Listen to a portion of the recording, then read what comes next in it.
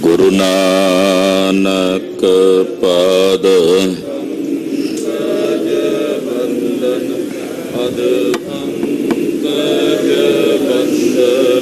ਸਿਮਰੋ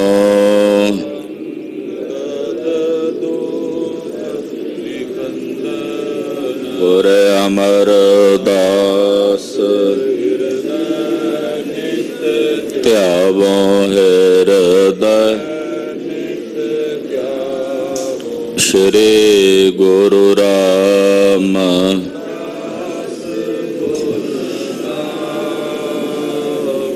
ਗੁਰੂ ਅਰਜਨ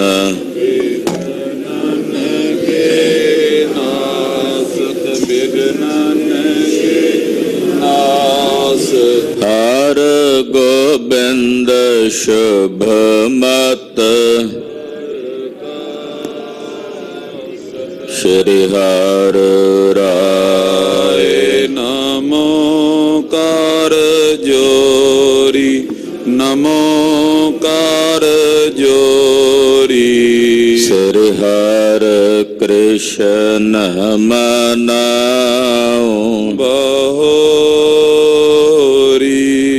ਤੇਗ ਬਹਾਦਰ ਪਰਮ ਕਿਰਪਾਲਾ ਜੀ ਪਰਮ ਕਿਰਪਾਲਾ ਸ਼੍ਰੀ ਗੁਰੂ ਗੋਬਿੰਦ ਸਿੰਘ ਬਿਸਾਲਾ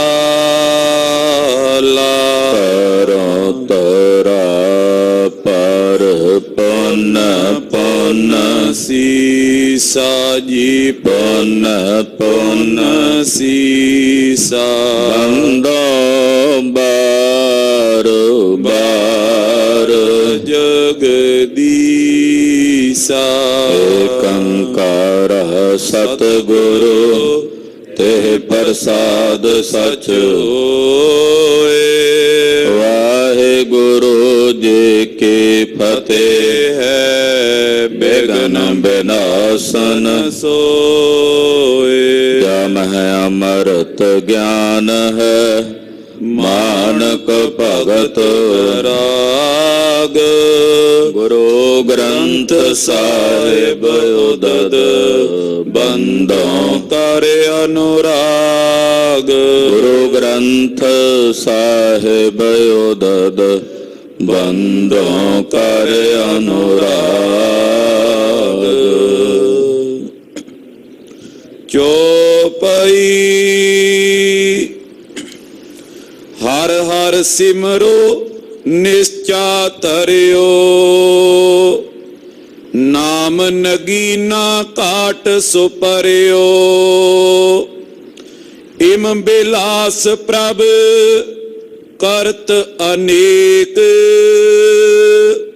ਪੁਨ ਦੀਵਾਨ ਮੈਂ ਥਿਰ ਦਿਨ ਏਕ। ਵਾਹਿਗੁਰੂ ਜੀ ਕਾ ਖਾਲਸਾ ਵਾਹਿਗੁਰੂ ਜੀ ਕੀ ਫਤਿਹ। परम सम्मान योग सत्कार योग गुरु की साजी और नवाजी हुई। गुरु खालसा साध संगत जियो धनता दे पात्र हो। जगत गुरु श्री गुरु ग्रंथ साहिब जी महाराज जी दी पावन पवित्र हजूरी च हाजरियां भर के दूसरे पातशाह बाबा फेरू नंदन त्रिहण कुल सिरमौर जगत गुरु श्री गुरु अंगद देव साहिब जी महाराज जी का पावन पवित्र प्रकाश गुरपुरब दिहाड़ा बहुत ही शरदा भावना अदब सत्कार सहित आप जी मनाउणा कर रहे। अज दे दिन मत्ते दी सरां जिसनूं नागे दी सरां भी कहा जाता है। अमृत वेले बाबा फेरू मल जी दे गृह विखे सतगुरु श्री गुरु अंगद देव साहब जी महाराज जी ने प्रकाश धारण किया ते नामकरण होया भाई लहणा।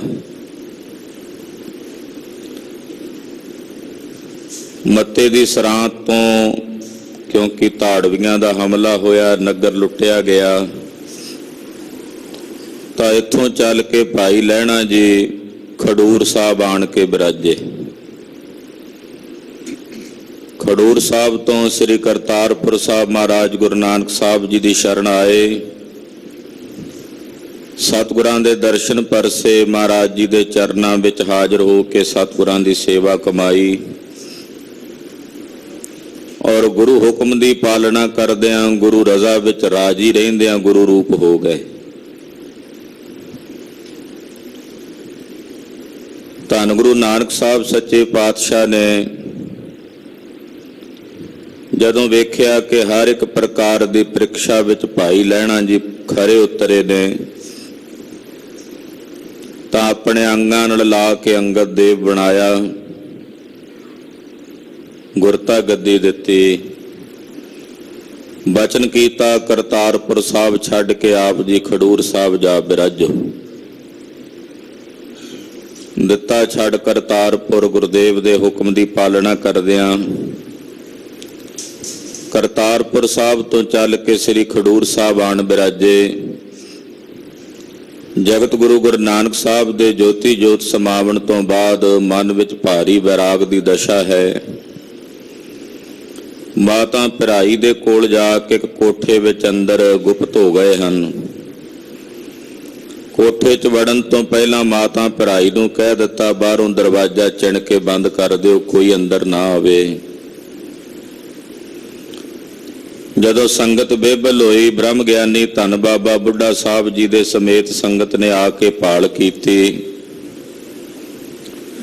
ਉਸੇ ਕੋਠੇ ਵਿੱਚੋਂ ਸਾਹਿਬ ਸੱਚੇ ਪਾਤਸ਼ਾਹ ਧੰਨ ਗੁਰੂ ਅੰਗਦ ਦੇਵ ਸਾਹਿਬ ਪ੍ਰਗਟ ਹੋਏ। ਬਾਬਾ ਬੁੱਢਾ ਸਾਹਿਬ ਨੇ ਬੇਨਤੀ ਕੀਤੀ, ਮਹਾਰਾਜ ਸੰਗਤ ਨੂੰ ਦਰਸ਼ਨ ਦਿਓ। ਜਗਤ ਗੁਰੂ ਗੁਰੂ ਨਾਨਕ ਸਾਹਿਬ ਤੋਂ ਬਿਨਾਂ ਸੰਗਤ ਬੇਬਲ ਹੈ। ਹੁਣ ਤੁਹਾਨੂੰ ਸੰਗਤ ਦਾ ਹੱਥ ਪਕੜਾ ਕੇ ਗਏ ਨੇ ਗੁਰੂ ਨਾਨਕ ਪਾਤਸ਼ਾਹ,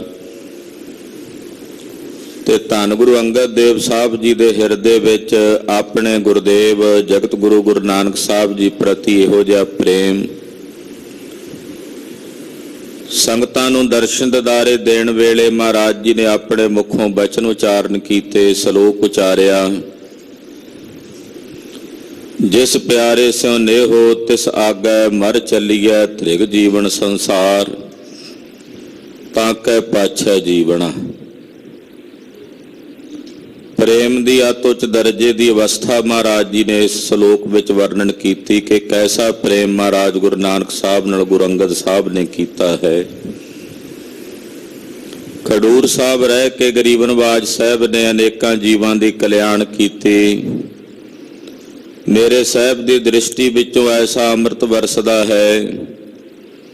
ਸਵੇਰੇ ਅੰਮ੍ਰਿਤ ਵੇਲੇ ਸਾਧਨਾ ਤੋਂ ਬਾਅਦ ਜਦੋਂ ਮਹਾਰਾਜ ਜੀ ਸਭ ਤੋਂ ਪਹਿਲੀ ਦ੍ਰਿਸ਼ਟੀ ਜਿਸ ਤੇ ਕਰਦੇ ਹਨ, ਜਿਹੜਾ ਵੀ ਕੋਈ ਪ੍ਰਾਣੀ ਹੁੰਦਾ, ਕੋਈ ਰੋਗੀ ਸੋਗੀ ਕੋੜੀ ਕੁਸ਼ਟੀ, ਉਹਦੇ ਰੋਗ ਦੀ ਨਿਰਵਿਰਤੀ ਹੋ ਜਾਂਦੀ ਹੈ।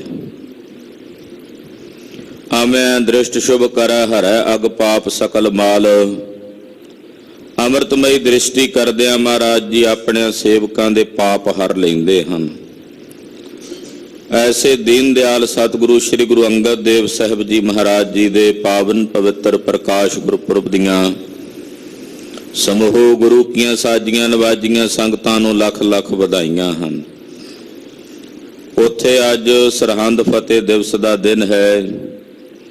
ਕਲਗੀਧਰ ਪਾਤਸ਼ਾਹ ਕੋਲੋਂ ਥਾਪੜਾ ਲੈ ਕੇ ਬਾਬਾ ਬੰਦਾ ਸਿੰਘ ਜੀ ਬਹਾਦਰ, ਪੰਜਾਂ ਸਿੰਘਾਂ ਦੀ ਅਗਵਾਈ ਵਿੱਚ ਜਥੇਦਾਰ ਬਾਬਾ ਵਿਨੋਦ ਸਿੰਘ ਜੀ, ਭਾਈ ਕਾਹਨ ਸਿੰਘ ਬਾਜ ਸਿੰਘ ਹੋਣਾ ਦੀ ਅਗਵਾਈ ਵਿੱਚ ਪੰਜਾਬ ਆਏ। ਖਾਲਸੇ ਪੰਥ ਨੂੰ ਆਪਣੇ ਨਾਲ ਇਕੱਤਰ ਕਰਕੇ ਸਰਹੰਦ ਤੇ ਹਮਲਾ ਕੀਤਾ। ਚੱਪੜਚਿੜੀ ਦੇ ਮੈਦਾਨ ਵਿੱਚ ਭਾਰੀ ਜੰਗ ਹੋਇਆ। ਉਸ ਜੰਗ ਦੇ ਦੌਰਾਨ ਸੂਬੇ ਸਰਹੰਦ ਨੂੰ ਮਾਰ ਕੇ ਸਰਹੰਦ ਦੀ ਧਰਤੀ ਤੇ ਅੱਜ ਦੇ ਦਿਨ ਨਿਸ਼ਾਨ ਝੁਲਾਇਆ। ਸਰਹੰਦ ਨੂੰ ਫਤਿਹ ਕਰਕੇ ਖਾਲਸਾ ਰਾਜ ਕਾਇਮ ਕੀਤਾ।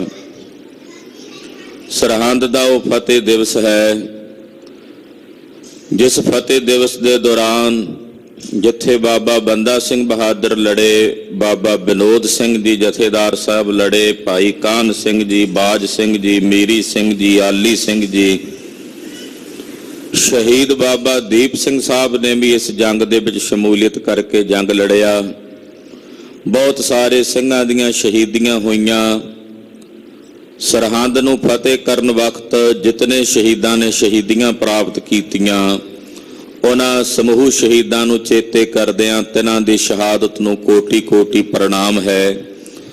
ਔਰ ਸਰਹੰਦ ਫਤਿਹ ਦਿਵਸ ਦੀਆਂ ਸਮੂਹ ਗੁਰੂ ਕੀਆਂ ਸਾਜੀਆਂ ਨਵਾਜੀਆਂ ਸੰਗਤਾਂ ਨੂੰ ਲੱਖ ਲੱਖ ਵਧਾਈਆਂ ਹਨ। 2 ਵਾਰ ਖਾਲਸੇ ਨੇ ਸਰਹੰਦ ਮਾਰੀ ਹੈ। ਇੱਕ ਵਾਰ ਬਾਬਾ ਬੰਦਾ ਸਿੰਘ ਬਹਾਦਰ ਦੇ ਸਮੇਂ ਸੂਬੇ ਸਰਹੰਦ ਨੂੰ ਮਾਰ ਕੇ, ਦੂਸਰੀ ਵਾਰ ਜੈਨਾ ਕਹਿੰਦੇ ਸੀ ਖਾਲਸਾ ਇਹਨੂੰ, ਉਹਦਾ ਨਾਂ ਤਾਂ ਜੈਨ ਖਾਂ ਸੀ, ਪਰ ਸਿੰਘ ਇਹਨੂੰ ਜੈਨਾ ਪਾਪੀ ਕਹਿੰਦੇ ਸੀ। ਖਾਲਸੇ ਦਾ ਬੜਾ ਵਿਰੋਧੀ ਸੀ, ਇਹ ਵੀ ਸਰਹੰਦ ਦਾ ਸੂਬੇਦਾਰ ਰਿਹਾ। ਤੋ ਜੈਨੇ ਨੂੰ ਮਾਰ ਕੇ ਦੁਬਾਰਾ ਸਰਹੰਦ ਉਜਾੜ ਕੇ ਉੱਥੇ ਹਲ ਵਾਏ। ਤੋ 2 ਵਾਰੀ ਸਰਹੰਦ ਦੇ ਉੱਤੇ ਖਾਲਸੇ ਨੇ ਫਤਿਹ ਪ੍ਰਾਪਤ ਕੀਤੀ। ਅੱਜ ਜੋ ਸਰਹੰਦ ਫਤਿਹ ਦਿਵਸ ਦਾ ਦਿਨ ਵੀ ਪੰਥ ਬਣਾ ਰਿਹਾ ਹੈ। ਲੜੀਵਾਰ ਕਥਾ ਮਹਾਰਾਜ ਗੁਰੂ ਕਲਗੀਧਰ ਜੀ ਦੇ ਇਤਿਹਾਸ ਦੀ ਆਪ ਜੀ ਸਰਵਣ ਕਰ ਰਹੇ ਹੋ। ਬਾਦਸ਼ਾਹ ਬਹਾਦਰ ਸ਼ਾਹ ਮਹਾਰਾਜ ਜੀ ਦੇ ਚਰਨਾਂ ਦੀ ਸ਼ਰਨ ਚ ਆਇਆ, ਆਪਣੀਆਂ ਕੀਤੀਆਂ ਭੁੱਲਾਂ ਦੀ ਮਾਫੀ ਮੰਗੀ ਹੈ। ਗੋਦਾਵਰੀ ਦੇ ਕਿਨਾਰੇ ਮਹਾਰਾਜ ਜੀ ਤਪ ਸਾਧਨਾ ਚ ਲੀਨ ਰਹਿੰਦੇ ਹਨ। ਗੁਰਦੁਆਰਾ ਨਗੀਨਾ ਘਾਟ ਸਾਹਿਬ ਵਾਲੇ ਸਥਾਨ ਤੇ ਗੁਰਦੇਵ ਬੈਠੇ ਨੇ। ਇੱਥੇ ਇੱਕ ਸ਼ਾਹੂਕਾਰ ਸਿੱਖ ਨੇ ਮਹਾਰਾਜ ਜੀ ਨੂੰ ਨਗੀਨਾ ਭੇਟ ਕੀਤਾ। ਗੁਰਦੇਵ ਨੇ ਉਹ ਨਗੀਨਾ ਗੋਦਾਵਰੀ ਵਿੱਚ ਸੁੱਟ ਦਿੱਤਾ। ਸਿੱਖ ਦਾ ਮਨ ਸੰਸਾਗ੍ਰਸਤ ਹੋਇਆ ਕਿ ਗੁਰੂ ਪਾਤਸ਼ਾਹ ਨੂੰ ਜਾਪਦਾ ਨਗੀਨਿਆਂ ਦੀ ਪਰਖ ਨਹੀਂ ਹੈ। ਇਤਨਾ ਕੀਮਤੀ ਨਗੀਨਾ ਮਹਾਰਾਜ ਜੀ ਨੇ ਨਦੀ ਦੇ ਵਿੱਚ ਰੋੜ ਦਿੱਤਾ, ਸੁੱਟ ਦਿੱਤਾ। ਜੇ ਪਤਾ ਹੁੰਦਾ ਕਿ ਸਤਿਗੁਰਾਂ ਨੂੰ ਕਦਰ ਨਹੀਂ ਤੇ ਮੈਂ ਦਿੰਦਾ ਨਾ। ਸਿੱਖ ਦਾ ਸੰਸਾ ਜਾਣ ਕੇ ਕਲਗੀਧਰ ਅੰਤਰਯਾਮੀ ਸਾਹਿਬ ਕਹਿਣ ਲੱਗੇ, ਸਿੱਖਾ ਜੇ ਸੰਸਾ ਹੈ ਮਨ 'ਚ, ਨਗੀਨਾ ਇੰਨਾ ਹੀ ਕੀਮਤੀ ਸੀ ਤੇਰੀ ਦ੍ਰਿਸ਼ਟੀ ਵਿੱਚ, ਤਾਂ ਜਾ ਫਿਰ ਪਾਣੀ ਵਿੱਚੋਂ ਨਦੀ ਵਿੱਚੋਂ ਕੱਢ ਲੈ। ਛਾਲ ਮਾਰੀ, ਜਿਸ ਵੇਲੇ ਨਦੀ 'ਚ ਨਿਗਾਹ ਮਾਰੀ, ਉੱਥੇ ਇਦਾਂ ਦੇ ਪਤਾ ਨਹੀਂ ਕਿੰਨੇ ਕੁ ਨਗੀਨਿਆਂ, ਹੀਰਿਆਂ, ਮੋਤੀਆਂ, ਸ਼ਬਦ ਜਵਾਹਰਾਤਾਂ ਦੇ ਢੇਰ ਲੱਗੇ ਪਏ ਹਨ। ਪੂਰੇ ਸੰਸਾਰ ਦੀ ਮਾਇਆ ਮਹਾਰਾਜ ਗੁਰੂ ਕਲਗੀਧਰ ਜੀ ਦੇ ਚਰਨਾਂ ਦੇ ਅਧੀਨ ਵੇਖੀ। ਬਾਹਰ ਆਇਆ, ਗੁਰੂ ਚਰਨਾਂ 'ਚ ਨਮਸਕਾਰ ਕਰਕੇ ਆਪਣੀ ਕੀਤੀ ਹੋਈ ਭੁੱਲ ਦੀ ਖਿਮਾ ਯਾਚਨਾ ਕੀਤੀ। ਮਹਾਰਾਜ ਆਪ ਜੀ ਤੇ ਸੰਦੇਹ ਕੀਤਾ, ਮੈਨੂੰ ਮਾਫ ਕਰ ਦਿਓ। ਸਾਹਿਬ ਜੀ ਨੇ ਨਾਮ ਸਿਮਰਨ ਭਜਨ ਬੰਦਗੀ ਕਰਨ ਦਾ ਉਪਦੇਸ਼ ਬਖਸ਼ਿਸ਼ ਕੀਤਾ। ਔਰ ਇਸ ਜਗ੍ਹਾ ਦਾ ਨਾਮ ਜਿੱਥੇ ਸਾਰਾ ਚੋਜ ਵਰਤਿਆ ਗੁਰਦੇਵ ਨੇ ਆਪ ਰੱਖਿਆ, ਗੁਰਦੁਆਰਾ ਨਗੀਨਾ ਘਾਟ ਸਾਹਿਬ। ਅੱਜ ਵੀ ਉਹ ਪਾਵਨ ਸਥਾਨ, ਗੋਦਾਵਰੀ ਦੇ ਕਿਨਾਰੇ ਸੁੰਦਰ ਸਥਾਨ ਮਹਾਰਾਜ ਜੀ ਦਾ ਸ਼ੋਭਨੀਕ ਹੈ। ਤਖਤ ਸੱਚਖੰਡ ਸ੍ਰੀ ਹਜ਼ੂਰ ਸਾਹਿਬ ਵਿਖੇ ਜਦੋਂ ਸ੍ਰੀ ਗੁਰੂ ਗ੍ਰੰਥ ਸਾਹਿਬ ਜੀ ਦਾ ਗੁਰਤਾ ਗੱਦੀ ਦਿਵਸ ਮਨਾਇਆ ਜਾਂਦਾ ਹੈ, ਬਕਾਇਦਾ ਨਗੀਨੇ ਘਾਟ ਤੋਂ ਮਹਾਰਾਜ ਜੀ ਦਾ ਸਰੂਪ ਲਿਆ ਕੇ ਨਗਰ ਕੀਰਤਨ ਦੇ ਰੂਪ ਵਿੱਚ ਸ੍ਰੀ ਹਜ਼ੂਰ ਸਾਹਿਬ ਵਿਖੇ ਸੁਭਾਏਮਾਨ ਕੀਤਾ ਜਾਂਦਾ ਹੈ। ਤੋ ਗੁਰਦੁਆਰਾ ਨਗੀਨਾ ਘਾਟ ਸਾਹਿਬ ਤੋਂ ਗੁਰਿਆਈ ਵਾਲੇ ਦਿਨ ਮਹਾਰਾਜ ਜੀ ਦੇ ਪਾਵਨ ਨਗਰ ਕੀਰਤਨ ਆਰੰਭ ਹੁੰਦੇ ਨੇ। ਐਸਾ ਇਤਿਹਾਸਕ ਸਥਾਨ ਹੈ। ਕਲਗੀਧਰ ਪਾਤਸ਼ਾਹ ਜੀ ਮਹਾਰਾਜ ਸ੍ਰੀ ਹਜ਼ੂਰ ਸਾਹਿਬ ਵਿਖੇ ਅਬਚਲ ਨਗਰ ਨਾਂਦੇੜ ਤਖਤ ਸੱਚਖੰਡ ਸ੍ਰੀ ਹਜ਼ੂਰ ਸਾਹਿਬ ਵਿਖੇ ਜੋ ਕੌਤਕ ਜੋ ਚੋਜ ਕਰਦੇ ਹਨ, ਆਓ ਮਨ ਬਿਰਤੀਆਂ ਇਕਾਗਰ ਕਰਕੇ ਸਰਵਣ ਕਰੀਏ। ਤਖਤ ਸੱਚਖੰਡ ਸ੍ਰੀ ਹਜ਼ੂਰ ਸਾਹਿਬ ਦੀ ਪਾਵਨ ਧਰਤੀ, ਕਿੱਥੇ ਸਭ ਤੋਂ ਪ੍ਰਸਿੱਧ 3 ਘਟਨਾਵਾਂ ਮੁੱਖ ਨੇ। ਇੱਕ ਸਤਿਗੁਰੂ ਕਲਗੀਧਰ ਜੀ ਦਾ ਪੂਰਬ ਜਨਮ ਦਾ ਸਤਯੁਗੀ ਤਪ ਸਥਾਨ ਹੈ। ਦੂਸਰਾ, ਇਸੇ ਸਥਾਨ ਤੇ ਸ੍ਰੀ ਗੁਰੂ ਗ੍ਰੰਥ ਸਾਹਿਬ ਜੀ ਨੂੰ ਸਤਿਗੁਰਾਂ ਨੇ ਗੁਰਿਆਈ ਦਿੱਤੀ ਹੈ। ਤੀਸਰਾ, ਇਸ ਸਥਾਨ ਤੇ ਗੁਰੂ ਕਲਗੀਧਰ ਪਾਤਸ਼ਾਹ ਜੀ ਨੇ ਜੋਤੀ ਜੋਤ ਸਮਾਵਣਾ ਕੀਤਾ ਹੈ। ਇਹ 3 ਘਟਨਾਵਾਂ ਜੋ ਪ੍ਰਸਿੱਧ ਇਸ ਪਾਵਨ ਤਖਤ ਸਾਹਿਬ ਦੇ ਸਥਾਨ ਨਾਲ ਜੁੜੀਆਂ ਹੋਈਆਂ। ਐਸਾ ਇਹ ਮਹਾਨ ਪਵਿੱਤਰ ਤਖਤ ਹੈ। ਆਓ ਆਪਣੀਆਂ ਸੁਰਤੀਆਂ ਬਿਰਤੀਆਂ ਮਹਾਰਾਜ ਜੀ ਦੇ ਚਰਨਾਂ 'ਚ ਲੈ ਚੱਲੀਏ, ਹਾਜ਼ਰੀਆਂ ਲਵਾਈਏ, ਆਖੀਏ ਜੀ ਸਤਨਾਮ ਸ਼੍ਰੀ ਵਾਹਿਗੁਰੂ ਸਾਹਿਬ ਜੀ। ਸਤਨਾਮ ਸ੍ਰੀ ਵਾਹਿਗੁਰੂ ਸਾਹਿਬ ਜੀ। ਚੌਪਈ। ਹਰ ਹਰ ਸਿਮਰੋ ਨਿਸ਼ਚਾ ਧਰਿਓ। ਸਤਿਗੁਰੂ ਜੀ ਨੇ ਬਚਨ ਕੀਤਾ, ਸਿੱਖੋ ਹਰੀ ਅਕਾਲ ਪੁਰਖ ਵਾਹਿਗੁਰੂ ਪਾਰ ਬ੍ਰਹਮ ਪਰਮੇਸ਼ਰ ਦਾ ਨਾਮ ਜਪੋ। ਔਰ ਹਰੀ ਦਾ ਨਾਮ ਜਪ ਕੇ ਮਨ ਵਿੱਚ ਨਿਸ਼ਚਾ ਧਾਰਨ ਕਰੋ। ਨਾਮ ਵੀ ਜਪਣਾ ਤੇ ਨਿਸ਼ਚਾ ਵੀ ਰੱਖਣਾ। ਨਿਸ਼ਚਾ ਆਪਣੇ ਗੁਰੂ ਤੇ ਰੱਖਣਾ, ਭਰੋਸਾ ਆਪਣੇ ਗੁਰੂ ਤੇ ਰੱਖਣਾ। ਹਾਂਜੀ, ਨਾਮ ਨਗੀਨਾ ਘਾਟ ਸੁਪਰਿਓ। ਔਰ ਇਸ ਸਥਾਨ ਦਾ ਨਾਮ ਨਗੀਨਾ ਘਾਟ ਸਾਹਿਬ ਕਰਕੇ ਪ੍ਰਸਿੱਧ ਹੋਇਆ, ਜਿੱਥੇ ਸਤਿਗੁਰਾਂ ਨੇ ਚੋਜ ਕੀਤਾ। ਇਮ ਬਿਲਾਸ ਪ੍ਰਭ ਕਰਤ ਅਨੇਕ। ਇਸ ਤਰ੍ਹਾਂ ਸਤਿਗੁਰੂ ਕਲਗੀਧਰ ਪਾਤਸ਼ਾਹ ਜੀ ਮਹਾਰਾਜ ਅਨੇਕਾਂ ਪ੍ਰਕਾਰ ਦੇ ਬਿਲਾਸ, ਅਨੇਕਾਂ ਹੀ ਪ੍ਰਕਾਰ ਦੇ ਚੋਜ ਨਾਂਦੇੜ ਸਾਹਿਬ ਜੀ ਦੀ ਪਾਵਨ ਧਰਤੀ ਤੇ ਕਰਦੇ ਹਨ। ਪੁਨ ਦੀਵਾਨ ਮੈਂ ਥਿਰ ਦਿਨ ਏਕ। ਇੱਕ ਦਿਨ ਦਾ ਬਚਨ ਹੈ ਕਿ ਸਤਿਗੁਰੂ ਕਲਗੀਧਰ ਜੀ ਦੀਵਾਨ 'ਚ ਬੈਠੇ ਨੇ। ਮਹਾਰਾਜ ਜੀ ਦਾ ਦੀਵਾਨ ਸਜਿਆ ਹੋਇਆ, ਸਤਿਗੁਰਾਂ ਦੀ ਸੰਗਤ ਗੁਰਸਿੱਖ ਮਹਾਰਾਜ ਜੀ ਦੇ ਦੀਵਾਨ 'ਚ ਬੈਠੇ ਦਰਸ਼ਨ ਕਰ ਰਹੇ ਨੇ। ਧਨੀ ਪਠਾਨ ਆਏ ਤੈ ਸਮੋ। ਤਾਂ ਉਸ ਸਮੇਂ ਇੱਕ ਧਣੀ ਪਠਾਨ, ਜਿਹੜਾ ਚੰਗਾ ਧਨਾੜ ਸ਼ਾਹੂਕਾਰ ਪਠਾਨ ਸੀ, ਉਹ ਆਪਣੇ ਸਾਥੀਆਂ ਸਮੇਤ ਮਹਾਰਾਜ ਗੁਰੂ ਕਲਗੀਧਰ ਜੀ ਦੇ ਦਰਬਾਰ ਵਿੱਚ ਆਇਆ, ਦਰਸ਼ਨ ਕੀਤੇ। ਬੈਠਿਓ ਹਾਥ ਜੋੜ ਕਰ ਨਮੋ। ਸਤਿਗੁਰਾਂ ਨੂੰ ਨਮਸਕਾਰ ਕਰਕੇ ਇਹ ਪਠਾਨ ਬੜੇ ਅਦਬ ਨਾਲ ਨਮਸਕਾਰ ਕਰਕੇ ਗੁਰੂਦੇਵ ਦੇ ਚਰਨਾਂ ਵਿੱਚ ਬੈਠ ਗਿਆ, ਸਜ ਗਿਆ। ਦਸਤਾਵੇਜ ਖਾਸ ਪ੍ਰਭ ਕੇਰੀ। ਸਤਿਗੁਰੂ ਜੀ ਦੇ ਹੱਥਾਂ ਦੇ ਦਸਤਖਤ ਕੀਤੇ ਹੋਏ ਇੱਕ ਕਾਗਜ਼ ਦੇ ਉੱਤੇ, ਜਿਹਦੇ ਤੇ ਬਕਾਇਦਾ ਮਹਾਰਾਜ ਜੀ ਦੀ ਸਹੀ ਪਈ ਹੋਈ ਹੈ, ਕਲਗੀਧਰ ਜੀ ਦੀ। ਉਹ ਇੱਕ ਖਾਸ ਦਸਤਾਵੇਜ ਇਸ ਪਠਾਨ ਦੇ ਹੱਥ ਵਿੱਚ ਸੀ। ਇਹਨੇ ਕਲਗੀਧਰ ਜੀ ਦੇ ਅੱਗੇ ਕੀਤਾ। ਸੋ ਨਿਕਾਸ ਕਰ ਧਰੀ ਅਗੇਰੀ। ਉਹ ਦਸਤਾਵੇਜ, ਉਹ ਕਾਗਜ਼ ਜਿਹਦੇ ਤੇ ਸਤਿਗੁਰਾਂ ਦੀ ਸਹੀ ਪਈ ਹੋਈ ਹੈ ਤੇ ਗੁਰਦੇਵ ਨੇ ਲਿਖਤ ਕੀਤੀ ਹੋਈ ਹੈ, ਉਹ ਲਿਖਤ ਵਾਲਾ ਇੱਕ ਕਾਗਜ਼ ਇਸ ਪਠਾਨ ਨੇ ਕਲਗੀਧਰ ਜੀ ਦੇ ਸਨਮੁਖ ਕੀਤਾ, ਮਹਾਰਾਜ ਜੀ ਦੇ ਅੱਗੇ ਰੱਖਿਆ। ਲਿਖਤ ਸਹੰਸਰ ਇਕਾਦਸ਼ ਜਾਨੋ। ਉਹਦੇ ਤੇ ਲਿਖਤ ਕੀਤੀ ਹੋਈ ਹੈ ਕਿ ਇਸ ਪਠਾਨ ਦੇ 11,000 ਰੁਪਏ ਦੇਣੇ ਹਨ ਗੁਰੂ ਘਰ ਵੱਲੋਂ। ਇਸ ਪਠਾਨ ਨੂੰ 11,000 ਰੁਪਇਆ ਦੇਣਾ ਹੈ। ਉਹ ਦੇਣਾ ਲਿਖਤ ਕੀਤੀ ਹੋਈ ਹੈ, ਜਿਵੇਂ ਯਾਦ ਰਹੇ, ਪਠਾਨ ਦੀ ਸਿਮਰਤੀ 'ਚ ਰਹੇ, ਕਿਉਂਕਿ ਗੁਰੂ ਘਰ ਦੇ ਕਾਰਜ ਸਨ। ਹਜ਼ਾਰਾਂ ਨੂੰ ਮਾਇਆ ਦੇਣੀ, ਹਜ਼ਾਰਾਂ ਕੋਲੋਂ ਲੈਣੀ। ਉਹ ਲੈਣ ਦੇਣ ਦਾ ਪ੍ਰਬੰਧ ਲਿਖਤ ਰੂਪ ਵਿੱਚ ਹੀ ਹੁੰਦਾ ਸੀ ਤੇ ਲਿਖਿਆ ਹੋਇਆ ਸੀ ਵੀ ਇਹਦਾ 11,000 ਰੁਪਇਆ ਪਠਾਨ ਦਾ ਦੇਣਾ ਹੈ। ਮੋਲ ਤੁਰੰਗਮ ਕੋ ਪਹਿਚਾਨੋ। ਕਾਹਦਾ ਸੀ? ਇਹ ਘੋੜੇ ਵੇਚਦਾ ਸੀ, ਸੌਦਾਗਰ ਸੀ ਘੋੜਿਆਂ ਦਾ ਇਹ ਪਠਾਨ। ਤੇ ਘੋੜੇ ਲਿਆਇਆ ਸੀ ਤੇ ਕੁਝ ਮਾਇਆ ਇਹਨੂੰ ਦੇ ਦਿੱਤੀ ਸੀ। 11,000 ਰੁਪਇਆ ਕੁੱਲ ਰਕਮ 'ਚੋਂ ਰਹਿੰਦਾ ਸੀ। ਉਹ ਇਹਨੂੰ ਲਿਖਤ ਦੇ ਦਿੱਤੀ ਸੀ ਕਿ ਆਉਣ ਵਾਲੇ ਸਮੇਂ ਵਿੱਚ ਤੈਨੂੰ 11,000 ਰੁਪਇਆ ਦੇਵਾਂਗੇ, ਜਿਹੜੀ ਤੇਰੀ ਲਿਖਤ ਕਰਕੇ ਤੇਰੀ ਰਕਮ ਰਹਿੰਦੀ ਹੈ। ਰਾਵਰ ਸੰਗ ਜੰਗ ਬੋ ਪਰੇ। ਇਹਨੇ ਆਖਿਆ, ਮਹਾਰਾਜ ਇਹ ਕਾਗਜ਼ ਆਪ ਜੀ ਦਾ ਲਿਖਿਆ, ਆਪ ਜੀ ਨੇ ਕਿਹਾ ਸੀ ਇਹ 11,000 ਰੁਪਇਆ ਤੈਨੂੰ ਦੇਾਂਗੇ, ਪਰ ਮਹਾਰਾਜ ਬਾਅਦ ਵਿੱਚ ਆਪ ਜੀ ਜੰਗਾਂ ਯੁੱਧਾਂ 'ਚ ਪ੍ਰਵਿਰਤ ਹੋ ਗਏ। ਆਨੰਦਪੁਰ ਸਾਹਿਬ ਦੇ ਜੰਗ ਤੋਂ ਕੁਝ ਸਮਾਂ ਪਹਿਲਾਂ ਹੀ ਘੋੜੇ ਦੇ ਕੇ ਗਿਆ ਸੀ। ਤੋ ਆਨੰਦਪੁਰ ਸਾਹਿਬ ਦਾ ਵੱਡਾ ਜੰਗ ਸ਼ੁਰੂ ਹੋ ਗਿਆ। ਮਹਾਰਾਜ ਜੀ ਉਹਨਾਂ ਜੰਗਾਂ ਯੁੱਧਾਂ ਦੇ ਵਿੱਚ ਆਪ ਜੀ ਵਿਚਰਦੇ ਰਹੇ। ਹਮਨੇ ਆਏ ਲੈਨ ਨਾ ਕਰੇ। ਤੇ ਜੰਗਾਂ ਯੁੱਧਾਂ ਦੇ ਮਾਹੌਲ ਕਰਕੇ ਮਹਾਰਾਜ ਜੀ ਮੈਂ ਤੁਹਾਡੇ ਕੋਲ ਆ ਨਹੀਂ ਸਕਿਆ। ਤੁਹਾਡੇ ਕੋਲੋਂ ਆ ਕੇ ਆਪਣੀ ਇਹ ਰਕਮ ਜਿਹੜੀ ਸੀ ਤੁਹਾਡੀ ਲਿਖੀ ਵੀ ਹੋਈ ਹੈ ਮਹਾਰਾਜਾ, ਸਹੀ ਪਈ ਹੋਈ ਹੈ ਆਪ ਜੀ ਦੀ, ਮੈਂ ਇਹ ਲੈ ਨਹੀਂ ਸਕਿਆ ਆ ਕੇ ਤੁਹਾਡੇ ਚਰਨਾਂ 'ਚ ਮਹਾਰਾਜ, ਕਿਉਂਕਿ ਮੈਨੂੰ ਇਹ ਸੀ ਕਿ ਜੰਗਾਂ ਯੁੱਧਾਂ ਵਿੱਚ ਸਤਿਗੁਰੂ ਜੀ ਵਿਅਸਤ ਨੇ। ਖਬਰੇ ਸਤਿਗੁਰਾਂ ਦੇ ਪਾਸ ਇਸ ਵੇਲੇ ਮਾਇਆ ਹੈ ਕਿ ਨਹੀਂ ਹੈ, ਤੇ ਮਹਾਰਾਜ ਜੀ ਤੁਹਾਡੇ ਨਾਲ ਮੇਲ ਵੀ ਨਹੀਂ ਹੋ ਸਕਿਆ। ਇੱਕ ਟਿਕਾਣਾ ਆਪ ਜੀ ਦਾ ਕੋਈ ਪੱਕਾ ਨਹੀਂ ਸੀ। ਤੋ ਮਹਾਰਾਜ ਹੁਣ ਮੈਨੂੰ ਪਤਾ ਲੱਗਾ ਕਿ ਆਪ ਜਿਸ ਪਾਸੇ ਆਏ ਹੋ, ਦੇਵਨੇਤ ਮੈਂ ਵੀ ਇੱਧਰ ਆਇਆ ਹੋਇਆ ਸੀ, ਮੇਰੇ ਕੋਲੇ ਲਿਖਤ ਹੈ।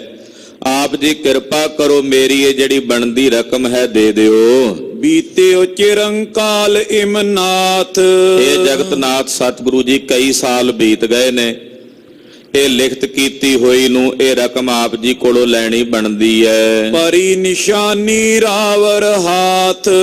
ਮਹਾਰਾਜ ਇਹ ਦਸਤਾਵੇਜ ਖਾਸ ਮੇਰੇ ਕੋਲ ਹੈ, ਤੁਹਾਡੇ ਘਰ ਦੇ ਮੁਨਸ਼ੀ ਨੇ ਲਿਖ ਕੇ ਦਿੱਤਾ ਤੇ ਬਕਾਇਦਾ ਤੁਹਾਡਾ ਮਹਾਰਾਜ ਜੀ ਤੇ ਦਸਤਖਤ ਕੀਤਾ ਹੋਇਆ, ਆਪ ਜੀ ਦੀ ਸਹੀ ਪਾਈ ਹੋਈ ਹੈ। ਲਏ ਆਨੰਦਪੁਰੀ ਮੈਂ ਬਾਜ।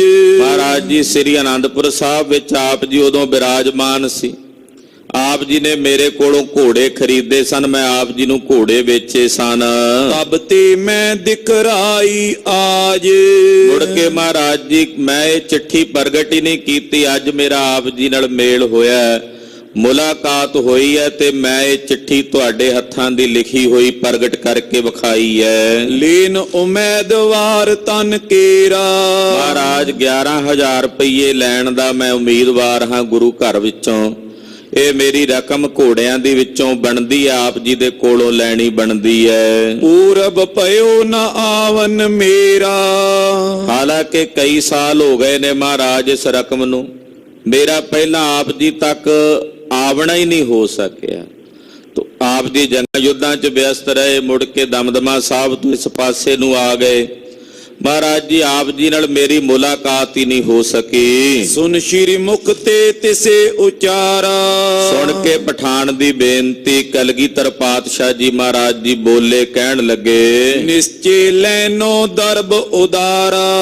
ਮਹਾਰਾਜ ਜੀ ਕਹਿੰਦੇ ਹਾਂ ਪਠਾਨ ਜੀ, ਤੁਸੀਂ ਨਿਸ਼ਚੇ ਕਰਕੇ ਪੈਸੇ ਲੈਣੇ ਨੇ 11,000 ਰੁਪਇਆ, ਸਾਨੂੰ ਉਦਾਂ ਵੀ ਸਿਮਰਤੀ ਵਿੱਚ ਨੇ, ਇਹ ਲਿਖਤ ਵੀ ਤੁਹਾਡੇ ਕੋਲ ਕੀਤੀ ਹੋਈ ਹੈ। ਮੋਲ ਹਯਨ ਕੋ ਹੈ ਹਮ ਯਾਦ। ਸਾਨੂੰ ਯਾਦ ਹੈ ਅਸੀਂ ਘੋੜੇ ਖਰੀਦੇ ਸਨ ਤੁਹਾਡੇ ਕੋਲੋਂ, ਇਹ ਘੋੜਿਆਂ ਦਾ ਮੁੱਲ ਹੈ ਜਿਹੜਾ ਤੁਹਾਨੂੰ ਦੇਣਾ ਹੈ। ਤਉ ਕੀਨ ਤੈਨੇ ਪਰਮਾਦ। ਪਰ ਪਠਾਨ ਜੀ ਤੁਸੀਂ ਇੰਨੇ ਆਲਸੀ ਹੋ ਵੀ ਆਪਣੀ ਇਹ ਰਕਮ ਲੈਣ ਹੀ ਨਹੀਂ ਆਏ, ਇੰਨੇ ਸਾਲ ਕੱਢ ਦਿੱਤੇ। ਘੱਟੋ ਘੱਟ ਤੁਸੀਂ ਆ ਜਾਂਦੇ ਸਾਡੇ ਕੋਲ, ਮੁਲਾਕਾਤ ਕਰਦੇ। ਆਨੰਦਪੁਰ ਸਾਹਿਬ ਦੇ ਜੰਗ ਤੋਂ ਬਾਅਦ ਤਾਂ ਇੱਧਰ ਮਾਲਵੇ ਵਿੱਚ ਅਸੀਂ ਵਿਹਲੇ ਹੀ ਰਹੇ ਹਾਂ, ਤੁਸੀਂ ਉੱਥੇ ਵੀ ਨਹੀਂ ਆਏ ਸਾਡੇ ਕੋਲ। ਤੇ ਇਹਨਾਂ ਪ੍ਰਮਾਦ ਦਾ ਮਤਲਬ ਹੁੰਦਾ ਵੀ ਆਲਸ ਕੀਤਾ ਤੁਸੀਂ, ਇੰਨੇ ਸਾਲ ਹੋ ਗਏ ਨੇ, ਮਾਇਆ ਲੈਣ ਨਹੀਂ ਆਏ। ਲੈਬੇ ਹਿਤ ਨਹੀਂ ਕਿਤੇ ਆਇਓ। ਤੁਸੀਂ ਕਿਤੇ ਵੀ ਸਾਡੇ ਨਾਲ ਆ ਕੇ ਮੁਲਾਕਾਤ ਨਹੀਂ ਕੀਤੀ, ਆਪਣੀ ਇਹ ਰਕਮ ਲੈਣ ਲਈ ਨਹੀਂ ਆਏ।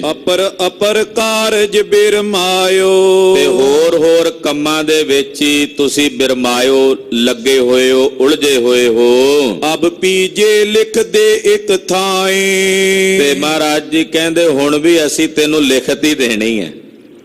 ਪਾਤਸ਼ਾਹ ਕਹਿੰਦੇ ਪਠਾਨ ਜੀ ਹੁਣ ਵੀ ਅਸੀਂ ਤੁਹਾਨੂੰ ਇੱਕ ਥਾਂ ਤੇ ਇੱਕ ਜਗ੍ਹਾ ਤੇ ਇਸੇ ਕਾਗਜ਼ ਦੇ ਉੱਤੇ ਲਿਖ ਦਿੰਨੇ ਆ। ਪ੍ਰਾਪਤ ਦਰਬ ਹੋਏ ਤੈਂ ਜਾਏ।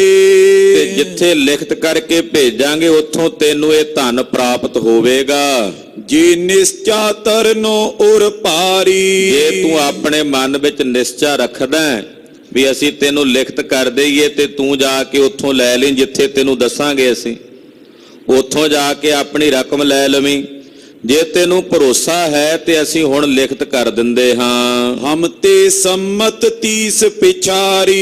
ਜਿੱਥੇ ਇੰਨੇ ਸਾਲ ਬਤੀਤ ਕੀਤੇ ਨੇ ਪਠਾਨ ਜੀ, ਹੁਣ ਨਿਸ਼ਚਾ ਜੇ ਕਰ ਸਕਦੇ ਹੋ ਤਾਂ ਫਿਰ ਕਰ ਲਿਓ। ਸਾਡੇ ਸੱਚਖੰਡ ਜਾਣ ਤੋਂ ਤਕਰੀਬਨ ਹੁਣ ਦੇ ਸਮੇਂ ਤੋਂ 30 ਸਾਲ ਬਾਅਦ ਇਹ ਤੁਹਾਡੀ ਮਾਇਆ ਤੁਹਾਨੂੰ ਮਿਲੇਗੀ।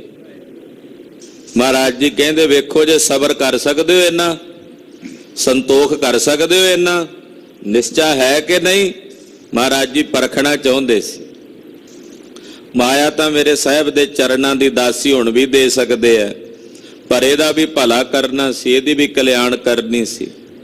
ਮਹਾਰਾਜ ਜੀ ਕਹਿੰਦੇ ਸਾਡੇ ਤੋਂ ਤਕਰੀਬਨ 30 ਸਾਲ ਬਾਅਦ ਵਿੱਚ ਜਿਹੜੀ ਮਾਇਆ ਤੁਹਾਨੂੰ ਮਿਲੇਗੀ। ਜੇ ਨਿਸ਼ਚਾ ਕਰ ਸਕਦਾ ਤਾਂ ਅਸੀਂ ਲਿਖਤ ਕਰ ਦਿੰਦੇ ਹਾਂ। ਵਿਦਤੇ ਤਬੇ ਨਿਸ਼ਾਨ ਨਗਾਰੇ। ਸਾਡੇ ਤੋਂ 30 ਸਾਲ ਬਾਅਦ ਸਾਡੇ ਨਿਸ਼ਾਨ ਨਗਾਰੇ ਪ੍ਰਗਟ ਹੋਣਗੇ। ਧੌਂਸਿਆਂ ਨਗਾਰਿਆਂ ਵਾਲੀਆਂ ਸਾਡੀਆਂ ਫੌਜਾਂ, ਖਾਲਸਾ ਪ੍ਰਗਟ ਹੋਵੇਗਾ। ਪੰਥ ਖਾਲਸੇ ਕੋ ਬਲ ਭਾਰੀ। ਸਾਡੇ ਖਾਲਸੇ ਪੰਥ ਦਾ ਵੱਡਾ ਭਾਰੀ ਬਲ ਪ੍ਰਗਟ ਹੋਵੇਗਾ। ਅਵਨੀ ਰਾਜ ਲੈਂਗੇ ਲੜਕੈ। ਉਹ ਧਰਤੀ ਦਾ ਰਾਜ ਲੈਣਗੇ, ਸਾਡਾ ਖਾਲਸਾ ਰਾਜ ਪ੍ਰਾਪਤ ਕਰੇਗਾ। ਬਹੁਤ ਜੰਗ ਯੁੱਧ ਹੋਣਗੇ। ਸ਼ਤਰੂ ਸੰਗ ਸੰਗਰ ਮੈਂ ਬਰਕੈ। ਔਰ ਬਹੁਤ ਸਾਰੇ ਸ਼ਤਰੂਆਂ ਨਾਲ ਰਣ ਭੂਮੀ ਵਿੱਚ ਵੜ ਕੇ ਲੜਨਗੇ। ਤਬ ਸਿੰਘਨ ਮੈਂ ਜੋ ਸਿਰਦਾਰ। ਉਦੋਂ ਸਾਡੇ ਸਿੰਘਾਂ ਵਿੱਚ ਜਿਹੜਾ ਸਾਡਾ ਸਰਦਾਰ ਹੋਵੇਗਾ, ਜਥੇਦਾਰ ਹੋਵੇਗਾ, ਦੇਗ ਤੇਗ ਕੋ ਧਨੀ ਉਦਾਰ। ਉਹ ਤੇਗ ਤੇ ਤੇਗ ਦੋਨਾਂ ਦਾ ਧਨੀ ਹੋਵੇਗਾ। ਇਸ਼ਾਰਾ ਜਥੇਦਾਰ ਜੱਸਾ ਸਿੰਘ ਜੀ ਆਹਲੂਵਾਲੀਆ ਸਾਹਿਬ ਵਾਲੇ ਪਾਸੇ ਹੈ। ਉਹ ਵੱਡੇ ਧਨੀ ਹੋਣਗੇ ਜੰਗ ਯੁੱਧ ਦੇ ਵਿੱਚ ਦੇਗ ਤੇਗ ਦੇ। ਤਿਸ ਕੋ ਲਿਖਤ ਏਈ ਦਿਖ ਰਾਵੋ। ਤੇ ਆ ਜਿਹੜੀ ਲਿਖਤ ਹੈ ਅਸੀਂ ਤੈਨੂੰ ਦਿੱਤੀ ਹੋਈ ਹੈ, ਲਿਖਤ ਸਾਡੇ ਉਸ ਸਿੰਘ ਨੂੰ ਵਿਖਾਈ ਕਿ ਕਲਗੀਧਰ ਜੀ ਨੇ ਲਿਖਤ ਲਿਖ ਕੇ ਦਿੱਤੀ ਹੋਈ ਹੈ। ਉਸ ਵੇਲੇ ਸਾਡੇ ਉਸ ਸਿੰਘ ਨੂੰ ਜਾ ਕੇ ਵਿਖਾਈ ਜਿਹੜਾ ਪੰਥ ਦਾ ਸਰਦਾਰ ਹੋਵੇਗਾ। ਵਿਆਜ ਸਮੇਤ ਦਰਬ ਕੋ ਪਾਵੋ। ਤੈਨੂੰ 30 ਸਾਲਾਂ ਦਾ ਜਿਹੜਾ ਵਿਆਜ ਹੈ ਨਾ ਧਨ ਦਾ, ਉਹ ਵਿਆਜ ਸਮੇਤ ਤੈਨੂੰ ਮਾਇਆ ਮਿਲੇਗੀ ਉਹਨਾਂ ਕੋਲੋਂ, ਸਾਡੇ ਖਾਲਸੇ ਕੋਲ। ਕੱਲਾ ਮੂਲ ਨਹੀਂ ਮਿਲਣਾ, ਮੂਲ ਦੇ ਨਾਲ 30 ਸਾਲਾਂ ਦਾ ਜਿਹੜਾ ਵਿਆਜ ਹੈ ਉਹ ਵੀ ਤੈਨੂੰ ਪ੍ਰਾਪਤ ਹੋਵੇਗਾ, ਮਿਲੇਗਾ। ਸੁਨ ਕਰ ਜੋਰ ਪਠਾਨ ਬਖਾਨੇ। ਸੁਣ ਕੇ ਪਠਾਨ ਨੇ ਹੱਥ ਜੋੜੇ ਤੇ ਸਤਿਗੁਰਾਂ ਨੂੰ ਬੇਨਤੀ ਕਰਕੇ ਕਹਿਣ ਲੱਗਾ, ਵਿਆਜ ਲੈਨ ਹਮ ਹੈ ਨਾ ਈਮਾਨੇ। ਕਹਿਣ ਲੱਗਾ ਜੀ ਮਹਾਰਾਜ, ਸਾਡੇ ਇਮਾਨ ਦੇ ਵਿੱਚ ਵਿਆਜ ਲੈਣਾ ਗੁਨਾਹ ਹੈ। ਇਸਲਾਮ ਧਰਮ ਦੇ ਵਿੱਚ ਵਿਆਜ ਲੈਣ ਦੀ ਮਨਾਹੀ ਹੈ। ਕਹਿੰਦੇ ਮਹਾਰਾਜ ਸਾਡੇ ਧਰਮ ਦੇ ਵਿੱਚ, ਸਾਡੇ ਇਮਾਨ ਦੇ ਵਿੱਚ ਵਿਆਜ ਲੈਣ ਦੀ ਮਨਾਹੀ, ਅਸੀਂ ਵਿਆਜ ਨਹੀਂ ਲੈ ਸਕਦੇ। ਰਾਵਰ ਆਇਸ ਨਹੀਂ ਬਹੋਰੇ। ਪਰ ਤੁਹਾਡਾ ਹੁਕਮ ਹੈ, ਮੈਂ ਤੁਹਾਡਾ ਹੁਕਮ ਵੀ ਨਹੀਂ ਮੋੜਾਂਗਾ। ਜੇ ਤੁਸੀਂ ਕਹਿੰਦੇ ਹੋ 30 ਸਾਲ ਬਾਅਦ ਖਾਲਸੇ ਕੋਲੋਂ ਇਹ ਮਾਇਆ ਮਿਲੇਗੀ ਤਾਂ ਮੈਂ ਉਦੋਂ ਵੀ ਲੈਣ ਨੂੰ ਤਿਆਰ ਹਾਂ। ਵੇਖੋ ਕਿੰਨਾ ਨਿਸ਼ਚੈ ਇਸ ਪਠਾਨ ਦੇ। 11,000 ਰੁਪਈਆ ਥੋੜੀ ਰਕਮ ਨਹੀਂ ਹੁੰਦੀ ਉਹਨਾਂ ਵੇਲਿਆਂ 'ਚ। 11,000 ਰੁਪਏ ਦੇ ਬੜੇ ਮਾਇਨੇ ਹੋਣਗੇ ਉਹਨਾਂ ਵੇਲਿਆਂ ਵਿੱਚ। ਕਹਿਣ ਲੱਗਾ ਮਹਾਰਾਜ, ਮੈਂ ਆਪ ਜੀ ਦਾ ਬਚਨ ਵੀ ਨਹੀਂ ਮੋੜਾਂਗਾ। ਮੈਨੂੰ ਤੁਹਾਡੇ ਬਚਨਾਂ ਤੇ ਨਿਸ਼ਚੈ ਭਰੋਸਾ ਹੈ। ਜੇ ਤੁਸੀਂ ਕਹਿੰਦੇ ਹੋ 30 ਸਾਲ ਬਾਅਦ ਇਹ ਮਾਇਆ ਮਿਲੇਗੀ ਤਾਂ ਮੈਂ ਉਦੋਂ ਹੀ ਲੈਣ ਨੂੰ ਤਿਆਰ ਹਾਂ। ਮੋਲ ਹਯਨ ਕੋ ਸੋ ਹਮ ਲੋਰੇ। ਮਹਾਰਾਜ ਮੈਂ ਤਾਂ ਕੇਵਲ ਆਪਣੇ ਘੋੜਿਆਂ ਦਾ ਮੁੱਲ ਲੈਣਾ, ਵਿਆਜ ਨਹੀਂ ਲੈਣਾ।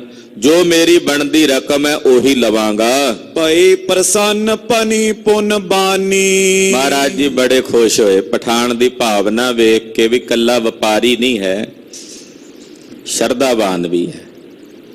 ਕੱਲਾ ਵਪਾਰੀ ਹੁੰਦਾ ਤਾਂ ਉੱਥੇ ਹੀ ਆਨੰਦਪੁਰ ਸਾਹਿਬ ਤੋਂ ਹੀ ਕੁਝ ਸਮੇਂ ਬਾਅਦ ਹੀ ਮਹਾਰਾਜ ਜੀ ਨੂੰ ਜਾ ਟੱਕਰਦਾ ਵੀ ਮੇਰੀ ਮਾਇਆ ਦਿਓ।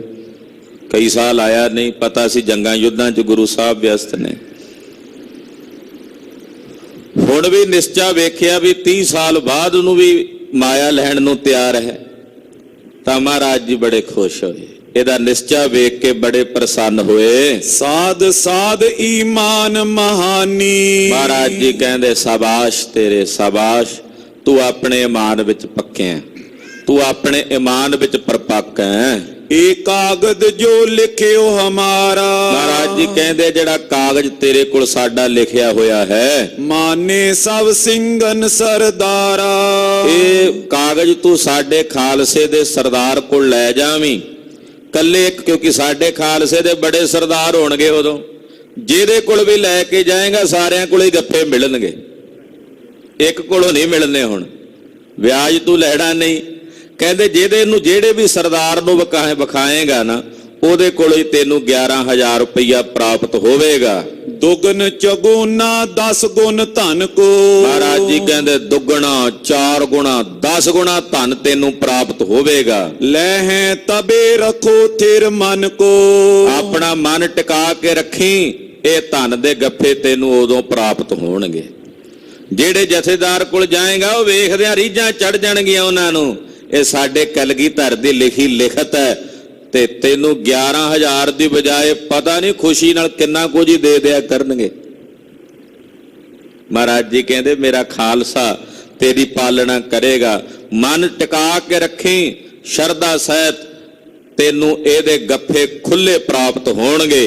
तो संतन को मैद गुजारा। ਤੇਰੀ ਸੰਤਾਨ ਦਾ ਵੀ ਵੱਡਾ ਗੁਜ਼ਾਰਾ ਇਸੇ ਲਿਖਤ ਨਾਲ ਹੀ ਹੁੰਦਾ ਰਹੇਗਾ। होय है बिन संसे सुख पारा। ਬਿਨਾਂ ਸੰਸੇ ਤੈਨੂੰ ਵੱਡੇ ਭਾਰੀ ਸੁੱਖ ਦੀ ਪ੍ਰਾਪਤੀ ਹੋਵੇਗੀ। सुनत खान पग टेके ओ माथा। ਸੁਣ ਕੇ ਖਾਨ ਨੇ ਗੁਰਦੇਵ ਦੇ ਚਰਨਾਂ ਤੇ ਮੱਥਾ ਟੇਕਿਆ, ਨਮਸਕਾਰ ਕੀਤੀ। रुखसद पयो जोर कर हाथा। ਗੁਰੂ ਚਰਨਾਂ ਵਿੱਚ ਨਮਸਕਾਰ ਕਰਕੇ ਖਾਨ ਗੁਰਦੇਵ ਕੋਲੋਂ ਲਿਖਤ ਲੈ ਕੇ ਮਹਾਰਾਜ ਜੀ ਦੀ ਰੁਖਸਤ ਹੋ ਗਿਆ, ਚਲਾ ਗਿਆ। जबे खालसा बिदते उपारी। ਜਦੋਂ ਖਾਲਸਾ ਵਿਦਤ ਹੋਇਆ, ਪ੍ਰਗਟ ਹੋਇਆ, ਪ੍ਰਬਲ ਹੋਇਆ, पयो राज लीनो रिप मारी। ਖਾਲਸੇ ਦੇ ਰਾਜ ਭਾਗ ਹੋਣ ਲੱਗੇ, ਸਰਦਾਰੀਆਂ ਖਾਲਸੇ ਨੂੰ ਪ੍ਰਾਪਤ ਹੋਈਆਂ। तब सरदारन के टिग गयो। ਕਹਿੰਦੇ ਫਿਰ ਇਹ ਗੁਰੂ ਸਾਹਿਬ ਦੀ ਉਹ ਲਿਖਤ ਲੈ ਕੇ ਉਹਨਾਂ ਜਥੇਦਾਰਾਂ ਸਾਹਿਬਾਨਾਂ ਦੇ ਕੋਲ ਗਿਆ धन गन सुख सो प्राप्त भयो। ਤਾਂ ਇਹਨੂੰ ਆਪਣੀ ਉਹ ਧਨ ਗਨ ਮਾਇਆ ਦੇ ਖੁੱਲੇ ਗੱਫੇ ਖਾਲਸੇ ਦੇ ਕੋਲੋਂ ਪ੍ਰਾਪਤ ਹੋਏ। ਇਹਦੀਆਂ ਪੁਸ਼ਤਾਂ ਵੀ ਰੱਜ ਗਈਆਂ। संतत तनी विशाल पए हैं। ਇਹਦੀ ਜਿਹੜੀ ਸੰਤਾਨ ਸੀ ਉਹ ਵੀ ਧਨੀ ਹੋ ਗਈ, ਉਹ ਵੀ ਵਿਸ਼ਾਲ ਹੋ ਗਈ। आदर सिंगन सबन दए हैं। ਔਰ ਸਾਰੇ ਖਾਲਸੇ ਨੇ ਇਸ ਪਠਾਨ ਦਾ ਬੜਾ ਸਨਮਾਨ ਤੇ ਸਤਿਕਾਰ ਵੀ ਕੀਤਾ। इस बिद सतगुर दिवस बिताए। ਇਸ ਪ੍ਰਕਾਰ ਸਤਿਗੁਰੂ ਗੁਰੂ ਕਲਗੀਧਰ ਪਾਤਸ਼ਾਹ ਜੀ ਮਹਾਰਾਜ ਜੀ ਨੇ ਕੁਝ ਦਿਨ ਹੋਰ ਤਖਤ ਸ੍ਰੀ ਹਜੂਰ ਸਾਹਿਬ ਬਤੀਤ ਕੀਤੇ। चलन बैकुंठ समोनी राए। ਸਤਿਗੁਰੂ ਜੀ ਨੇ ਵੇਖਿਆ ਕਿ ਹੁਣ ਸੱਚਖੰਡ ਜਾਣ ਦੇ ਤਿਆਰੇ ਹੋ ਰਹੇ ਨੇ। ਜਿਹੜੇ ਕਾਰਜ ਕਰਨੇ ਸਾਨੂੰ ਕਰ ਲਏ ਨੇ, ਸੱਚਖੰਡ ਜਾਣ ਦੇ ਤਿਆਰੇ ਹੋ ਰਹੇ ਨੇ, ਸਮਾਂ ਨੇੜੇ ਆ ਰਿਹਾ ਹੈ। आवत साध जमात उदासी। ਬੜੇ ਬੜੇ ਉਦਾਸੀ ਮਹਾਂਪੁਰਸ਼ਾਂ ਸਾਧੂਆਂ ਦੀਆਂ ਜਮਾਤਾਂ ਕਲਗੀਧਰ ਜੀ ਦੇ ਚਰਨਾਂ ਵਿੱਚ ਆਉਂਦੀਆਂ ਹਜੂਰ ਸਾਹਿਬ। ਬੜੇ ਬੜੇ ਉਦਾਸੀ ਭੇਖ ਦੇ ਮਹਾਂਪੁਰਸ਼ ਸਾਧੂ ਮਹਾਤਮਾ ਮਹਾਰਾਜ ਜੀ ਦੀ ਸ਼ਰਨ ਚ ਆਉਂਦੇ ਹਨ। दर्शन कर बंदे रह पासी। ਸਤਿਗੁਰੂ ਜੀ ਦੇ ਦਰਸ਼ਨ ਕਰਕੇ, ਗੁਰੂ ਪਾਤਸ਼ਾਹ ਦੇ ਚਰਨਾਂ ਚ ਬੰਦਨਾ ਕਰਕੇ, ਨਮਸਕਾਰ ਕਰਕੇ ਪਾਸ ਰਹਿੰਦੇ ਹਨ। ले तिहावल रस्त हमेश। ਬੜਾ ਪ੍ਰਸ਼ਾਦ ਦੀਆਂ ਦੇਗਾਂ ਦੀਆਂ ਰਸਤਾਂ ਬਸਤਾਂ ਮਹਾਰਾਜ ਜੀ ਦੇ ਖਜ਼ਾਨੇ ਵਿੱਚੋਂ, ਗੁਰੂ ਕੇ ਖਜ਼ਾਨੇ ਵਿੱਚੋਂ ਇਹ ਉਦਾਸੀ ਸਾਧੂ ਮਹਾਤਮਾ ਪ੍ਰਾਪਤ ਕਰਦੇ ਹਨ। सिमरे सतगुर को उपदेश। ਔਰ ਸਤਿਗੁਰੂ ਜੀ ਵੱਲੋਂ ਬਖਸ਼ੇ ਹੋਏ ਪਾਵਨ ਉਪਦੇਸ਼ ਨੂੰ ਸਿਮਰਦੇ ਨੇ, ਆਰਾਧਦੇ ਨੇ, ਧਿਆਉਂਦੇ ਨੇ। देग होत बरते जिस बारी। ਜਦੋਂ ਮਹਾਰਾਜ ਜੀ ਦੀ ਦੇਗ ਵਰਤਦੀ ਹੈ, ਗੁਰੂ ਕੇ ਲੰਗਰ ਵਰਤਦੇ ਹਨ, ताए समेरो रा पर पारी। ਤਾਂ ਉਸ ਵਕਤ ਇੱਕਦਮ ਜਦੋਂ, ਕਿਉਂਕਿ ਸੰਗਤ ਬਹੁਤ ਜ਼ਿਆਦਾ ਆਉਂਦੀ ਹੈ, ਗੁਰਸਿੱਖ ਤਾਂ ਆਉਂਦੇ ਹੀ ਨੇ, ਆਮ ਜਿਹੜੇ ਲੋਕ ਨੇ ਨੰਦੇੜ ਦੇ ਆਲੇ ਦੁਆਲੇ ਦੇ, ਉਹ ਆ ਜਾਂਦੇ। ਜਦੋਂ ਦੇਗ ਵਰਤਦੀ ਆ ਉਦੋਂ ਇੱਕਦਮ ਰੌਲਾ ਵੀ ਪੈ ਜਾਂਦਾ, ਆਵਾਜ਼ਾਂ ਸੁਣਾਈ ਦਿੰਦਾ। एक दिन शाह बहादुर सुनियो। ਇੱਕ ਦਿਨ ਬਾਦਸ਼ਾਹ ਬਹਾਦਰ ਸ਼ਾਹ ਨੇ ਸੁਣਿਆ ਵੀ ਬਹੁਤ ਸ਼ੋਰ ਮਚਿਆ ਹੋਇਆ ਹੈ। अपने उमरावन में पनियो। ਬਹਾਦਰ ਸ਼ਾਹ ਨੇ ਆਪਣੇ ਅਫਸਰਾਂ ਨੂੰ ਕਿਹਾ, ਆਪਣੇ ਉਮਰਾਵਾਂ ਨੂੰ ਕਿਹਾ, ये सुनियत कैसो बड़ रोरा। ਕਹਿਣ ਲੱਗੇ ਵੀ ਬੜਾ ਸ਼ੋਰ ਸੁਣਾਈ ਦੇ ਰਿਹਾ, ਇਹ ਰੌਲਾ ਪਿਆ ਹੋਇਆ ਹੈ। लखियत गुरु सिवर की ठौरा। ਪੂਰੇ ਰੌਲਾ ਜਿੱਥੇ ਗੁਰੂ ਸਾਹਿਬ ਦਾ ਡੇਰਾ ਉਸ ਪਾਸਿਓਂ ਆਵਾਜ਼ ਆ ਰਹੀ ਹੈ, ਇਹ ਸ਼ੋਰ ਉਸ ਪਾਸਿਓਂ ਸੁਣਾਈ ਦੇ ਰਿਹਾ ਹੈ। सुदित मानव शीघ्र पठायो। ਬਹਾਦਰ ਸ਼ਾਹ ਦੇ ਸਿਪਾਹੀਆਂ ਨੇ ਉਸੇ ਵੇਲੇ ਖਬਰ ਲੈਣ ਲਈ ਵੀ ਇਹ ਰੌਲਾ ਕਿਉਂ ਪਿਆ ਹੋਇਆ, ਉਸ ਪਾਸੇ ਡੇਰੇ ਤੋਂ ਆਵਾਜ਼ ਕਿਉਂ ਆਉਂਦੀ ਹੈ, ਉਹਨੇ ਆਪਣਾ ਬੰਦਾ ਭੇਜਿਆ ਖਬਰ ਲੈਣ ਲਈ। सुन कारण को हट कर आयो। ਸਾਰਾ ਕਾਰਨ ਵੇਖ ਕੇ ਉੱਥੋਂ ਦਾ ਮਾਹੌਲ ਤੇ ਉਹ ਜਿਹੜਾ ਸਿਪਾਹੀ ਸੀ ਵਾਪਸ ਬਹਾਦਰ ਸ਼ਾਹ ਨੂੰ ਦੱਸਣ ਆਇਆ। हाथ जोड़ कर अर्ज गुजारी। ਬਾਦਸ਼ਾਹ ਬਹਾਦਰ ਸ਼ਾਹ ਨੂੰ ਆ ਕੇ ਉਹਨੇ ਹੱਥ ਜੋੜ ਕੇ ਅਰਜ਼ ਕੀਤੀ, ਬੇਨਤੀ ਕਰਕੇ ਸੁਣਾਇਆ। ਕਹਿਣ ਲੱਗਾ, परते देग गुरु की पारी।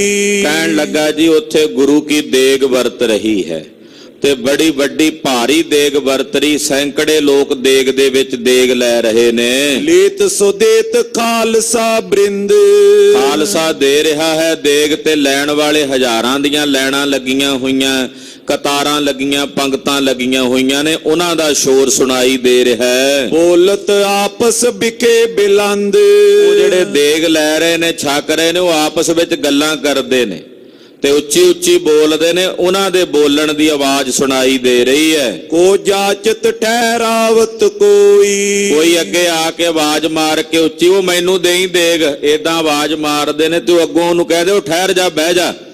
ਕਹਿੰਦੇ ਇਹ ਆਵਾਜ਼ ਜਿਹੜੀ ਆ ਆਮ ਕਰਕੇ ਲੰਗਰਾਂ ਵਿੱਚ ਇਦਾਂ ਦਾ ਹੁੰਦਾ ਹੀ ਆ ਵਰਤਾਰਾ। ਤੋ ਕਹਿੰਦੇ ਇਸ ਪ੍ਰਕਾਰ ਨਾਲ ਉਹ ਸ਼ੋਰ ਜਿਹੜਾ ਬਾਦਸ਼ਾਹ ਬਹਾਦਰ ਸ਼ਾਹ ਜੀ ਉਹ ਤਾਂ ਸੁਣਾਈ ਦੇ ਰਿਹਾ ਹੈ। ਕੋ ਵਰਜਤ ਕੋ ਰਿਸਮੈ ਹੋਈ, ਕੋਈ ਵਰਜਦਾ ਤੇ ਕਈ ਗੁੱਸੇ ਵਿੱਚ ਵੀ ਆਏ ਹੋਏ ਨੇ ਵੀ ਟਿਕ ਕੇ ਨਹੀਂ ਬਹਿੰਦੇ, ਆਰਾਮ ਨਾਲ ਬਹਿ ਕੇ ਲੰਗਰ ਕਿਉਂ ਨਹੀਂ ਛਕਦੇ, ਇਸ ਕਰਕੇ ਸ਼ੋਰ ਮਚਿਆ ਹੋਇਆ। ਸੁਨ ਬਿਰਤੰਤ ਕੋ ਸ਼ਾਹ ਵਿਚਾਰਾ, ਜਦੋਂ ਬਾਦਸ਼ਾਹ ਬਹਾਦਰ ਸ਼ਾਹ ਨੇ ਬਿਰਤਾਂਤ ਸੁਣਿਆ ਵੀ ਗੁਰੂ ਕੀ ਦੇਗ ਵਿੱਚ ਤਾਂ ਸੈਂਕੜੇ ਹਜ਼ਾਰਾਂ ਲੋਕ ਲੰਗਰ ਛਕਣ ਆਉਂਦੇ ਆ ਇੱਥੇ, ਤੋ ਉਸ ਵੇਲੇ ਨੇ ਸੁਣ ਕੇ ਵਿਚਾਰ ਕੀਤੀ। ਚੁਦਾ ਸੈਤਰੇ ਪੰਥ ਉਦਾਰਾ, ਸੋਚਿਆ ਵੀ ਗੁਰੂ ਸਾਹਿਬ ਦੇ ਜਿਹੜੇ ਸਿੰਘ ਨੇ ਨਾਲ, ਫਿਰ ਉਹਨਾਂ ਨੂੰ ਤਾਂ ਲੰਗਰ ਪੂਰਾ ਨਹੀਂ ਹੁੰਦਾ ਹੋਣਾ ਤੇ ਸਿੰਘ ਭੁੱਖੇ ਰਹਿੰਦੇ ਹੋਣਗੇ, ਪ੍ਰਸ਼ਾਦਾ ਉਹਨਾਂ ਨੂੰ ਪੂਰਾ ਨਹੀਂ ਹੁੰਦਾ ਹੋਣਾ। ਅਲਪ ਆਮਦਨ ਹੈ ਇਸ ਦੇਸ਼, ਕਿਉਂਕਿ ਇੱਥੇ ਗੁਰੂ ਕੀ ਸੰਗਤ ਘੱਟ ਹੈ। ਮਹਾਰਾਜ ਜੀ ਤਾਂ ਪੰਜਾਬ ਦੇ ਵਿੱਚੋਂ ਇੱਥੇ ਨਵੇਂ ਆਏ ਨੇ ਤੇ ਆਮਦਨ ਘੱਟ ਹੈ ਗੁਰੂ ਸਾਹਿਬ ਜੀ ਦੇ ਕੋਲ। ਅਚਨਹਾਰ ਨਰ ਮਿਲੇ ਵਿਸ਼ੇਸ਼, ਪਰ ਛਕਣ ਵਾਲੇ ਇੱਥੇ ਹਜ਼ਾਰਾਂ ਬੰਦੇ ਇਕੱਠੇ ਹੋ ਗਏ ਨੇ, ਆਮਦਨ ਗੁਰੂ ਸਾਹਿਬ ਦੇ ਕੋਲ ਘੱਟ ਹੈ ਇੱਥੇ। ਦਰਬ ਰੋਜ਼ ਕੋ ਕਚ ਕਰ ਦੀਨੋ, ਬਹਾਦਰ ਸ਼ਾਹ ਨੇ ਹੁਕਮ ਕੀਤਾ ਕਿ ਮੇਰੇ ਖਜ਼ਾਨਿਆਂ ਚ ਰੋਜ਼ ਦੇ ਕੁਝ ਪੈਸੇ ਗੁਰੂ ਕੇ ਲੰਗਰਾਂ ਲਈ ਭੇਜ ਦਿਆ ਕਰੋ। ਖਜ਼ਾਨੇ ਵਿੱਚ ਰੋਜ਼ ਦੀ ਮਾਇਆ ਉਹ ਗੁਰੂ ਕੇ ਲੰਗਰਾਂ ਵਿੱਚ ਭੇਜ ਦਿਓ। ਲੰਗਰ ਏਤ ਸੁਨਾਵਨ ਕੀਨੋ, ਸੁਣਾ ਦਿੱਤਾ ਵੀ ਲੰਗਰ ਲਈ ਇੰਨੀ ਮਾਇਆ ਜਿਹੜੀ ਆ ਉਹ ਭੇਜਣੀ ਹੈ। ਲੈ ਲੈ ਰਸਦ ਖਰੀਦ ਬਿਸਾਲਾ, ਉਹ ਮਾਇਆ ਜਦੋਂ ਸਿੰਘਾਂ ਕੋਲ ਜਾਂਦੀ, ਸਿੰਘ ਉਹ ਮਾਇਆ ਦੀ ਰਸਤ ਲੈਂਦੇ ਆ, ਰਸਤ ਲੈ ਕੇ ਉਹਨਾਂ ਹੀ ਲੰਗਰ ਲਾ ਦਿੰਦੇ ਆ। ਬਨੇ ਤਿਹਾਵਲ ਕਰਿਓ ਕਿਰਪਾਲਾ, ਕੜਾ ਪ੍ਰਸ਼ਾਦ ਦੀ ਦੇਗ ਹੀ ਬਣਦੀ ਆ ਜ਼ਿਆਦਾ। ਤਿਹਾਵਲ ਕਹਿੰਦੇ ਨੇ ਵੀ ਜਿਹਦੇ ਚ ਤਿੰਨ ਚੀਜ਼ਾਂ ਇੱਕ ਬਰਾਬਰ ਪੈਣ ਨੂੰ ਤਿਹਾਵਲ ਕਹਿੰਦੇ ਆ। ਖੰਡ, ਘਿਓ ਤੇ ਆਟਾ, ਇਹ ਤਿੰਨੇ ਇੱਕ ਬਰਾਬਰ ਪੈਂਦੀਆਂ ਨੇ। ਚੌਥਾ ਪਾਣੀ ਆ, ਪੰਜਵੀਂ ਅਗਨੀ, ਫਿਰ ਇਹਨੂੰ ਪੰਚਾਮ੍ਰਿਤ ਕਹਿੰਦੇ ਆ। ਪੰਚਾਮ੍ਰਿਤ ਕੜਾ ਪ੍ਰਸ਼ਾਦ ਦੀ ਦੇਗ ਜਾਂ ਤਿਹਾਵਲ ਇੱਕ ਬਰਾਬਰ ਤਿੰਨ ਚੀਜ਼ਾਂ ਪੈਣ। ਤੇ ਜਦੋਂ ਵੀ ਦੇਗ ਤਿਆਰ ਕਰਦੇ ਆ ਸਿਆਣੇ ਸਿੰਘ, ਉਹ ਇੱਕ ਇੱਕ ਚੀਜ਼ ਪੂਰੀ ਬਰਾਬਰ ਮਿਕਦਾਰ ਚ ਪਾਉਂਦੇ ਆ। ਅਸੀਂ ਕਈ ਵਾਰੀ ਅੰਦਾਜ਼ੇ ਦੇ ਨਾਲ ਹੀ ਦੇਗ ਬਣਾਉਂਦੇ ਆ, ਅੰਦਾਜ਼ੇ ਨਾਲ ਹੀ ਮੁੱਠੀ ਨਾਲ ਭਰ ਕੇ ਆਟਾ ਪਾਇਆ, ਅੰਦਾਜ਼ੇ ਨਾਲ ਹੀ ਖੰਡ, ਅੰਦਾਜ਼ੇ ਨਾਲ ਹੀ ਪਾਣੀ। ਇਹ ਯੋਗ ਵਿਧੀ ਨਹੀਂ ਹੈ। ਯੋਗ ਵਿਧੀ ਹੈ ਵੀ ਕੱਲੀ ਕੱਲੀ ਚੀਜ਼ ਦਾ ਬਰਾਬਰ ਤੋਲ। ਜੇ ਪਾਈਆ ਘਿਓ ਹੈ ਤੇ ਪਾਈਆ ਹੀ ਖੰਡ ਹੋਣੀ ਚਾਹੀਦੀ ਆ, ਉਹਦੇ ਤੋਂ ਕੁਝ ਵੀ 19-21 ਦਾ ਵੀ ਫਰਕ ਨਾ ਹੋਵੇ, ਪੂਰਾ ਬਰਾਬਰ। ਤੇ ਪਾਈਆ ਘਿਓ, ਪਾਈਆ ਖੰਡ ਤੇ ਪਾਈਆ ਹੀ ਆਟਾ ਹੋਵੇ। ਇਹ ਤਿੰਨੇ ਚੀਜ਼ਾਂ ਤੋ ਇਸ ਤਰ੍ਹਾਂ ਪੂਰੀ ਪੂਰੀ ਚੀਜ਼, ਇਹਨੂੰ ਕਹਿੰਦੇ ਤਿਹਾਵਲ, ਬਰਾਬਰ ਇੱਕ ਮਿਕਦਾਰ ਵਿੱਚ। ਉਹ ਤਿਹਾਵਲ ਕੜਾ ਪ੍ਰਸ਼ਾਦ ਦੀ ਦੇਗ ਮਹਾਰਾਜ ਜੀ ਦੇ ਲੰਗਰਾਂ 'ਚ ਤਿਆਰ ਹੁੰਦੀ, ਖੁੱਲੇ ਗੱਫੇ ਵਰਤਦੇ ਨੇ। ਬਰਤਨ ਲਾਗ ਮੱਚਿਓ ਵੱਡ ਰੋਰਾ, ਜਦੋਂ ਬਾਦਸ਼ਾਹ ਨੇ ਮਾਇਆ ਭੇਜੀ ਉਸ ਦਿਨ ਵੀ ਜਦੋਂ ਵਰਤਿਆ ਰੌਲਾ ਉਸ ਦਿਨ ਵੀ ਪਿਆ। ਇਹਨੇ ਸੋਚਿਆ ਸੀ ਵੀ ਸ਼ਾਇਦ ਰੌਲਾ ਪੈਂਦਾ ਵੀ ਲੰਗਰ ਮੁੱਕ ਗਿਆ ਹੋਣਾ, ਦੇਗ ਫਤਿਹ ਹੋ ਗਈ ਹੋਣੀ ਹੈ, ਤਾਂ ਰੌਲਾ ਪੈਂਦਾ। ਇਹਨੇ ਤਾਂ ਮਾਇਆ ਭੇਜੀ ਸੀ ਵੀ ਗੁਰੂ ਸਾਹਿਬ ਕੋਲ ਇੱਥੇ ਆਮਦਨ ਘੱਟ ਹੈ, ਖਰਚ ਵੱਧ ਹੋ ਰਿਹਾ ਹੈ। ਪਰ ਅਗਲੇ ਦਿਨ ਫੇਰ ਉਸੇ ਤਰ੍ਹਾਂ ਹੀ ਸ਼ੋਰ ਪਿਆ। ਸੁਨੀਅਤ ਦੂਰ ਦੂਰ ਕੀ ਠੌਰਾ, ਉਹ ਆਵਾਜ਼ ਦੂਰ ਦੂਰ ਸੁਣਾਈ ਦਿੰਦੀ ਹੈ। ਆਏ ਨਿਤਾ ਪ੍ਰਤ ਦਰਬ ਕਨੇਰਾ, ਇਹ ਤਾਂ ਇਹਨੇ ਅਗਲੇ ਦਿਨ ਹੋਰ ਮਾਇਆ ਵਧਾ ਦਿੱਤੀ ਵੀ ਥੋੜੀ ਹੋਣੀ ਹੈ ਮਾਇਆ। ਬਹਾਦਰ ਸ਼ਾਹ ਕਹਿੰਦਾ ਅੱਜ ਦੁੱਗਣੀ ਮਾਇਆ ਭੇਜ ਦਿਓ ਵੀ ਉੱਥੇ ਕਮੀ ਨਾ ਆਵੇ। ਹੋਤ ਕੁਲਾਲ ਤਥਾ ਬਡੇਰਾ, ਹੁਣ ਜਿੰਨੀ ਮਾਇਆ ਹੁੰਦੀ ਓਨੇ ਹੀ ਵੱਧ ਲੰਗਰ ਲੱਗ ਜਾਂਦੇ ਆ ਸਿੰਘ, ਓਨੀ ਮਾਇਆ ਦੀ ਰਸਤ ਬਸਤ ਖਰੀਦਦੇ, ਦੇਗ ਓਨੀ ਵੱਧ ਵਰਤਾ ਦਿੰਦੇ ਨੇ। ਦਿਨ ਆਠਕ ਮੈਂ ਪੁਨ ਸੁਨ ਸ਼ਾਹੂ, 8 ਦਿਨ ਏਦਾਂ ਜਦੋਂ ਬੀਤ ਗਏ, ਬਹਾਦਰ ਸ਼ਾਹ ਨੇ ਫਿਰ ਸੁਣਿਆ ਜਾਣਿਓ ਖਰਚ ਵੱਡੇ ਹੋ ਗੁਰ ਪਾਉ। ਇਹਨੇ ਜਾਣਿਆ ਵੀ ਗੁਰੂ ਸਾਹਿਬ ਦਾ ਖਰਚ ਵੱਧ ਗਿਆ। ਸੰਗਤ ਇੱਥੇ ਤਾਂ ਹਜ਼ਾਰਾਂ ਦੇ ਗਿਣਤੀ ਵਿੱਚ ਲੋਕਾਂ ਦੀਆਂ ਲੈਣਾ ਲੱਗਣ ਲੱਗ ਪਈ ਹੋਈਆਂ ਗੁਰੂ ਸਾਹਿਬ ਦੇ ਦੇਗਾਂ ਵਿੱਚ। ਦਰਬ ਪ੍ਰਥਮ ਤੇ ਘਨੋ ਪਠਾਇਓ, ਉਹਨੇ ਪਹਿਲਾਂ ਨਾਲੋਂ ਵੀ ਮਾਇਆ ਵੱਧ ਕਰਕੇ ਭੇਜਣੀ ਸ਼ੁਰੂ ਕੀਤੀ। ਲੰਗਰ ਕਰੋ ਜਿਤਕ ਮਨ ਪਾਇਓ, ਤੇ ਕਹਿ ਕੇ ਭੇਜਿਆ ਜਿੰਨਾ ਤੁਹਾਡਾ ਮਨ ਭਾਵੇ ਓਨਾ ਹੀ ਲੰਗਰ ਕਰੋ, ਮਾਇਆ ਜਿੰਨੀ ਚਾਹੀਦੀ ਹੈ ਮੈਂ ਭੇਜਾਂਗਾ। ਅਧਿਕ ਦਰਬ ਕੋ ਪਟਵਤ ਜਿਉ ਜਿਉ, ਜਿਵੇਂ ਜਿਵੇਂ ਮਾਇਆ ਵੱਧ ਭੇਜਦਾ ਹੈ ਰੋਰਾ ਵਧਤ ਦੇਗ ਮੈਂ ਤਿਉ ਤਿਉ, ਤਿਵੇਂ ਤਿਵੇਂ ਰੌਲਾ ਵੀ ਵਧੀ ਜਾਂਦਾ ਹੈ, ਕਿਉਂਕਿ ਓਨੀ ਸੰਗਤ ਵੱਧ ਹੋਣ ਲੱਗ ਪਈ ਰੋਜ਼ ਰੋਜ਼। ਕਿਉਂਕਿ ਜਦੋਂ ਲੰਗਰ ਵਰਤਦਾ ਪਹਿਲੇ ਦਿਨ ਜਿੰਨੇ ਸੀ ਅਗਲੇ ਦਿਨ ਹੋਰ ਗਰੀਬੀ ਬੜੀ ਸੀ ਉਸ ਇਲਾਕੇ 'ਚ। ਤੂੰ ਕਹਿੰਦੇ ਤਿਵੇਂ ਤਿਵੇਂ ਸੰਗਤ ਵੀ ਵੱਧਦੀ, ਰੋਜ਼ ਰੌਲਾ ਵੀ ਵੱਧਦਾ ਚਲਿਆ ਜਾਂਦਾ ਦੇਗ ਵਿੱਚ। ਦਇਆ ਸਿੰਘ ਪਹੁੰਚਿਓ ਕਿਸ ਕਾਰਨ, ਭਾਈ ਦਇਆ ਸਿੰਘ ਜੀ ਕਿਸੇ ਕਾਰਨ ਬਾਦਸ਼ਾਹ ਬਹਾਦਰ ਸ਼ਾਹ ਕੋਲ ਗਏ। ਇਹ ਪ੍ਰਸੰਗ ਸਭ ਕੀ ਨੀ ਉਚਾਰਨ, ਇਹ ਪ੍ਰਸੰਗ ਸਾਰਾ ਸੁਣਾਇਆ। ਛੁਦਤ ਰਹਿਤ ਲਖ ਦਰਬ ਪਠਾਵੋ, ਬਹਾਦਰ ਸ਼ਾਹ ਕਹਿੰਦਾ ਭਾਈ ਦਇਆ ਸਿੰਘ ਜੀ ਵੀ ਮੈਂ ਸੋਚਿਆ ਵੀ ਸਿੰਘ ਭੁੱਖੇ ਰਹਿ ਜਾਂਦੇ ਹੋਣੇ ਆ, ਮੈਂ ਮਾਇਆ ਰੋਜ਼ ਵੱਧ ਭੇਜਦਾ ਖਜ਼ਾਨੇ ਚੋਂ, ਤਿਉ ਤਿਉ ਅਧਿਕ ਰੋਰ ਸੁਨ ਪਾਵੋ। ਪਰ ਜਿਵੇਂ ਜਿਵੇਂ ਮਾਇਆ ਵੱਧ ਭੇਜਦਾ ਰੌਲਾ ਹੋਰ ਰੋਜ਼ ਵੱਧ ਸੁਣਾਈ ਦਿੰਦਾ। ਮੈਂ ਤਾਂ ਸੋਚਿਆ ਸੀ ਵੀ ਚਲੋ ਵੱਧ ਲੰਗਰ ਵਰਤੇਗਾ, ਸ਼ਾਂਤੀ ਨਾਲ ਬਹਿ ਕੇ ਸਾਰੇ ਛਕਣਗੇ ਦੇਗ, ਪਰ ਇੱਥੇ ਤਾਂ ਰੋਜ਼ ਹੀ ਵੱਧ ਸ਼ੋਰ ਮਚਦਾ ਸੁਣਾਈ ਦਿੰਦਾ। ਇਹ ਕਾਰਨ ਕਿਆ ਦਿਓ ਬਤਾਈ, ਭਾਈ ਦਇਆ ਸਿੰਘ ਜੀ ਇਹਦਾ ਕੀ ਕਾਰਨ ਹੈ ਭਲਾ? ਦਇਆ ਸਿੰਘ ਤਵ ਕਯੋ ਸੁਨਾਈ, ਭਾਈ ਸਾਹਿਬ ਭਾਈ ਦਇਆ ਸਿੰਘ ਜੀ ਬੋਲੇ, ਕਹਿਣ ਲੱਗੇ ਪੰਥ ਖਾਲਸੇ ਮੈਂ ਬੜ ਰੋਰਾ, ਕਹਿਣ ਲੱਗੇ ਬਾਦਸ਼ਾਹ ਬਹਾਦਰ ਸ਼ਾਹ ਇਹ ਵੀ ਗੁਰੂ ਸਾਹਿਬ ਦਾ ਬਚਨ ਹੈ ਵੀ ਜਦੋਂ ਦੇਗ ਵਰਤਦੀ ਆ ਉਦੋਂ ਕਲੀ ਕਾਲ ਨੂੰ ਆਉਣ ਦਾ ਹੁਕਮ ਕੀਤਾ ਹੋਇਆ, ਵੀ ਪਹਿਲਾਂ ਨਹੀਂ ਆਉਣਾ। ਜਦੋਂ ਦੇਗ ਦਾ ਛਾਂਦਾ ਵਰਤਣਾ ਉਦੋਂ ਚਰਨਾਂ 'ਚ ਆ ਕੇ ਬਹਿ ਜਾਣਾ ਸੰਗਤ ਦੇ। ਕਰਿਓ ਬਚਨ ਸੋਢੀ ਸਿਰ ਮੋਰਾ, ਇਹ ਸੋਢੀ ਸਰਮੌਰ ਸਤਿਗੁਰੂ ਜੀ ਨੇ ਬਚਨ ਕੀਤਾ ਹੋਇਆ। ਕਿਉਂ ਮਿਟਤ ਨਹੀਂ ਅਵਸੋਈ, ਇਸ ਕਰਕੇ ਹੁੰਦਾ ਏਦਾਂ ਦੀ ਹਿਲਜੁਲ ਤਾਂ ਹੁੰਦੀ ਆ ਉਸ ਵੇਲੇ। ਵਰਤੇ ਕਛੂ ਸ਼ੋਰ ਬੜ ਹੋਈ, ਵੀ ਜਦੋਂ ਵਰਤਾਰਾ ਵਰਤਦਾ ਲੰਗਰ ਦਾ ਜਾਂ ਦੇਗ ਦਾ ਉਦੋਂ ਸ਼ੋਰ ਹੁੰਦਾ ਹੀ ਹੈ। ਹੁਣ ਵੀ ਜਦੋਂ ਵੀ ਲੰਗਰਾਂ ਵਿੱਚ ਵੀ ਚਲੇ ਜਾਓ ਕਿਤੇ ਦੇਗ ਵਰਤਣ ਲੱਗੇ ਤੇ ਮਾੜਾ ਮੋਟੀ ਹਲਜੁਲ ਜੀ ਹੋਣ ਹੀ ਲੱਗ ਪੈਂਦੀ ਹੈ। ਹਾਂਜੀ, ਜਾਣਿਓ ਦਲ ਦੀਰਘ ਗੁਰ ਪਾਉ, ਬਹਾਦਰ ਸ਼ਾਹ ਨੇ ਸੋਚਿਆ ਵੀ ਗੁਰੂ ਸਾਹਿਬ ਕੋਲ ਵੱਡਾ ਦਲ ਹੈ ਫੌਜਾਂ ਨੇ। ਰਿਓ ਪੁਚਾਵਤ ਦਰਬ ਕਨੇਰਾ, ਮੈਂ ਤਾਂ ਇਹ ਸੋਚ ਕੇ ਬਚਾਉਂਦਾ ਰਿਹਾ ਵੀ ਮਾਇਆ ਦੇ ਗੱਫੇ ਵੀ ਗੁਰੂ ਸਾਹਿਬ ਕੋਲ ਤਾਂ ਕਮੀ ਹੈ ਹੀ ਨਹੀਂ। ਉੱਥੇ ਤਾਂ ਮੈਂ ਸੋਚਦਾ ਸੀ ਵੀ ਸ਼ਾਇਦ ਮਿਲਦਾ ਨਹੀਂ ਹੋਣਾ ਤਾਂ ਰੌਲਾ ਪੈਂਦਾ, ਵੀ ਤਾਂ ਲੋਕ ਰੌਲਾ ਪਾਉਂਦੇ, ਉਹਨਾਂ ਨੂੰ ਦੇਗ ਨਹੀਂ ਮਿਲਦੀ ਹੋਣੀ। ਪਰ ਇਹ ਤਾਂ ਗੁਰੂ ਸਾਹਿਬ ਦੀ ਆਪਣੀ ਲੀਲਾ, ਤੇ ਉੱਥੇ ਤਾਂ ਕਮੀ ਹੈ ਹੀ ਨਹੀਂ ਮਹਾਰਾਜ ਜੀ ਦੇ ਚਰਨਾਂ ਵਿੱਚ ਕਿਸੇ ਵਸਤੂ ਦੀ। ਲੰਗਰ ਵਰਤੇ ਬੜੋ ਬਡੇਰਾ, ਇਸੇ ਤਰ੍ਹਾਂ ਕਹਿੰਦੇ ਮਹਾਰਾਜ ਜੀ ਦੇ ਲੰਗਰ ਖੁੱਲੇ ਵਰਤਦੇ ਆ ਤਖਤ ਸ੍ਰੀ ਹਜੂਰ ਸਾਹਿਬ ਦੀ ਪਾਵਨ ਧਰਤੀ ਤੇ। ਇੱਕ ਦਿਨ ਦਇਆ ਸਿੰਘ ਜੀ ਆਏ, ਕਹਿੰਦੇ ਇੱਕ ਦਿਨ ਪਿਆਰੇ ਭਾਈ ਦਇਆ ਸਿੰਘ ਜੀ ਮਹਾਰਾਜ ਜੀ ਦੇ ਚਰਨਾਂ ਵਿੱਚ ਆਏ। ਸ਼੍ਰੀ ਗੁਰ ਪਾਸ ਬੈਠ ਸੁਖ ਪਾਏ, ਬਹਾਦਰ ਸ਼ਾਹ ਦਾ ਮਨ ਦਾ ਸੰਸਾ ਦੂਰ ਹੋ ਗਿਆ। ਉਹਨੂੰ ਇਹ ਸੰਸਾ ਸੀ ਵੀ ਸ਼ਾਇਦ ਲੰਗਰ ਮਸਤਾਨੇ ਹੋ ਜਾਂਦੇ ਆ, ਖਬਰੇ ਲੰਗਰ ਮੁੱਕ ਜਾਂਦਾ ਤਾਂ ਰੌਲਾ ਪੈਂਦਾ, ਪਰ ਹੁਣ ਉਹਦਾ ਸ਼ੰਕਾ ਦੂਰ ਹੋ ਗਿਆ।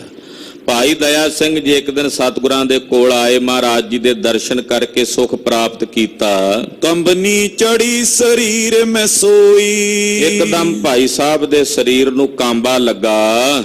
ਜਾਣਿਓ ਅੰਤ ਸਮਾ ਤਨ ਹੋਈ, ਇਦਾਂ ਕੰਬਣੀ ਜੀ ਜਦੋਂ ਲੱਗੀ ਸਰੀਰ ਨੂੰ, ਭਾਈ ਸਾਹਿਬ ਨੇ ਵੇਖਿਆ ਵੀ ਹੁਣ ਤਨ ਤਿਆਗਣ ਦਾ ਸਮਾਂ ਆ ਗਿਆ। ਪਿਆਰੇ ਭਾਈ ਦਇਆ ਸਿੰਘ ਜੀ, ਗੁਰੂ ਖਾਲਸਾ ਜੀ ਜਦੋਂ ਪ੍ਰੇਮ ਦੀਆਂ ਉਦਾਹਰਣਾਂ ਦਿੱਤੀਆਂ ਜਾਂਦੀਆਂ ਨੇ ਨਾ, ਵੀ ਆਪਣੇ ਸਾਹਿਬ ਨਾਲ ਆਪਣੇ ਮੁਰਸ਼ਦ ਨਾਲ ਪ੍ਰੇਮ ਕਿਸ ਤਰ੍ਹਾਂ ਦਾ ਹੋਣਾ ਚਾਹੀਦਾ,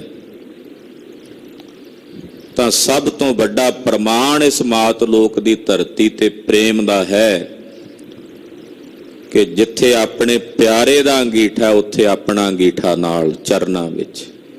ਭਾਈ ਦਇਆ ਸਿੰਘ ਧਰਮ ਸਿੰਘ, ਇਹ ਪ੍ਰੇਮ ਦੀ ਅਵਧੀ ਸੀ।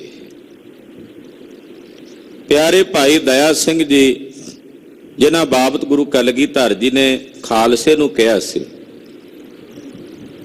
ਖਾਲਸਾ ਜੀ ਦਇਆ ਸਿੰਘ ਮਮ ਰੂਪ ਸੁਜਾਨਾ, ਦਇਆ ਸਿੰਘ ਮੇਰਾ ਰੂਪ ਹੈ, ਮੇਰੇ ਵਿੱਚ ਤੇ ਦਇਆ ਸਿੰਘ ਵਿੱਚ ਫਰਕ ਕੋਈ ਨਹੀਂ।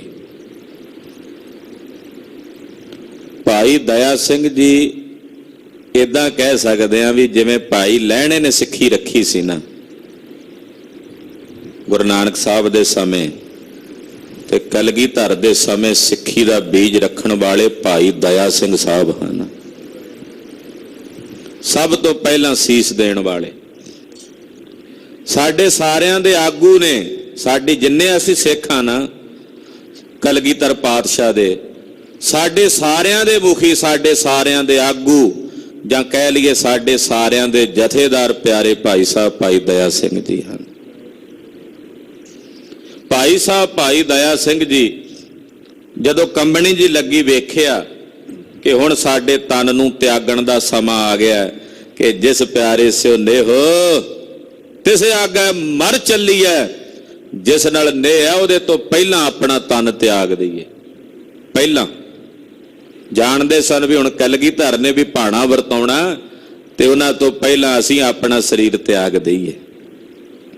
ਹਾਂਜੀ, ਸ਼੍ਰੀ ਗੁਰ ਕੋ ਕਰ ਬੰਧਨ ਤਬੇ, ਸਤਿਗੁਰਾਂ ਨੂੰ ਨਮਸਕਾਰ ਕੀਤੀ ਭਾਈ ਦਇਆ ਸਿੰਘ ਜੀ ਨੇ। ਗੋਦਾਵਰੀ ਮੱਜਨ ਕੀਏ ਤਬੇ, ਜਾ ਕੇ ਗੋਦਾਵਰੀ ਦੇ ਨਿਰਮਲ ਜਲ ਚ ਇਸ਼ਨਾਨ ਕੀਤਾ।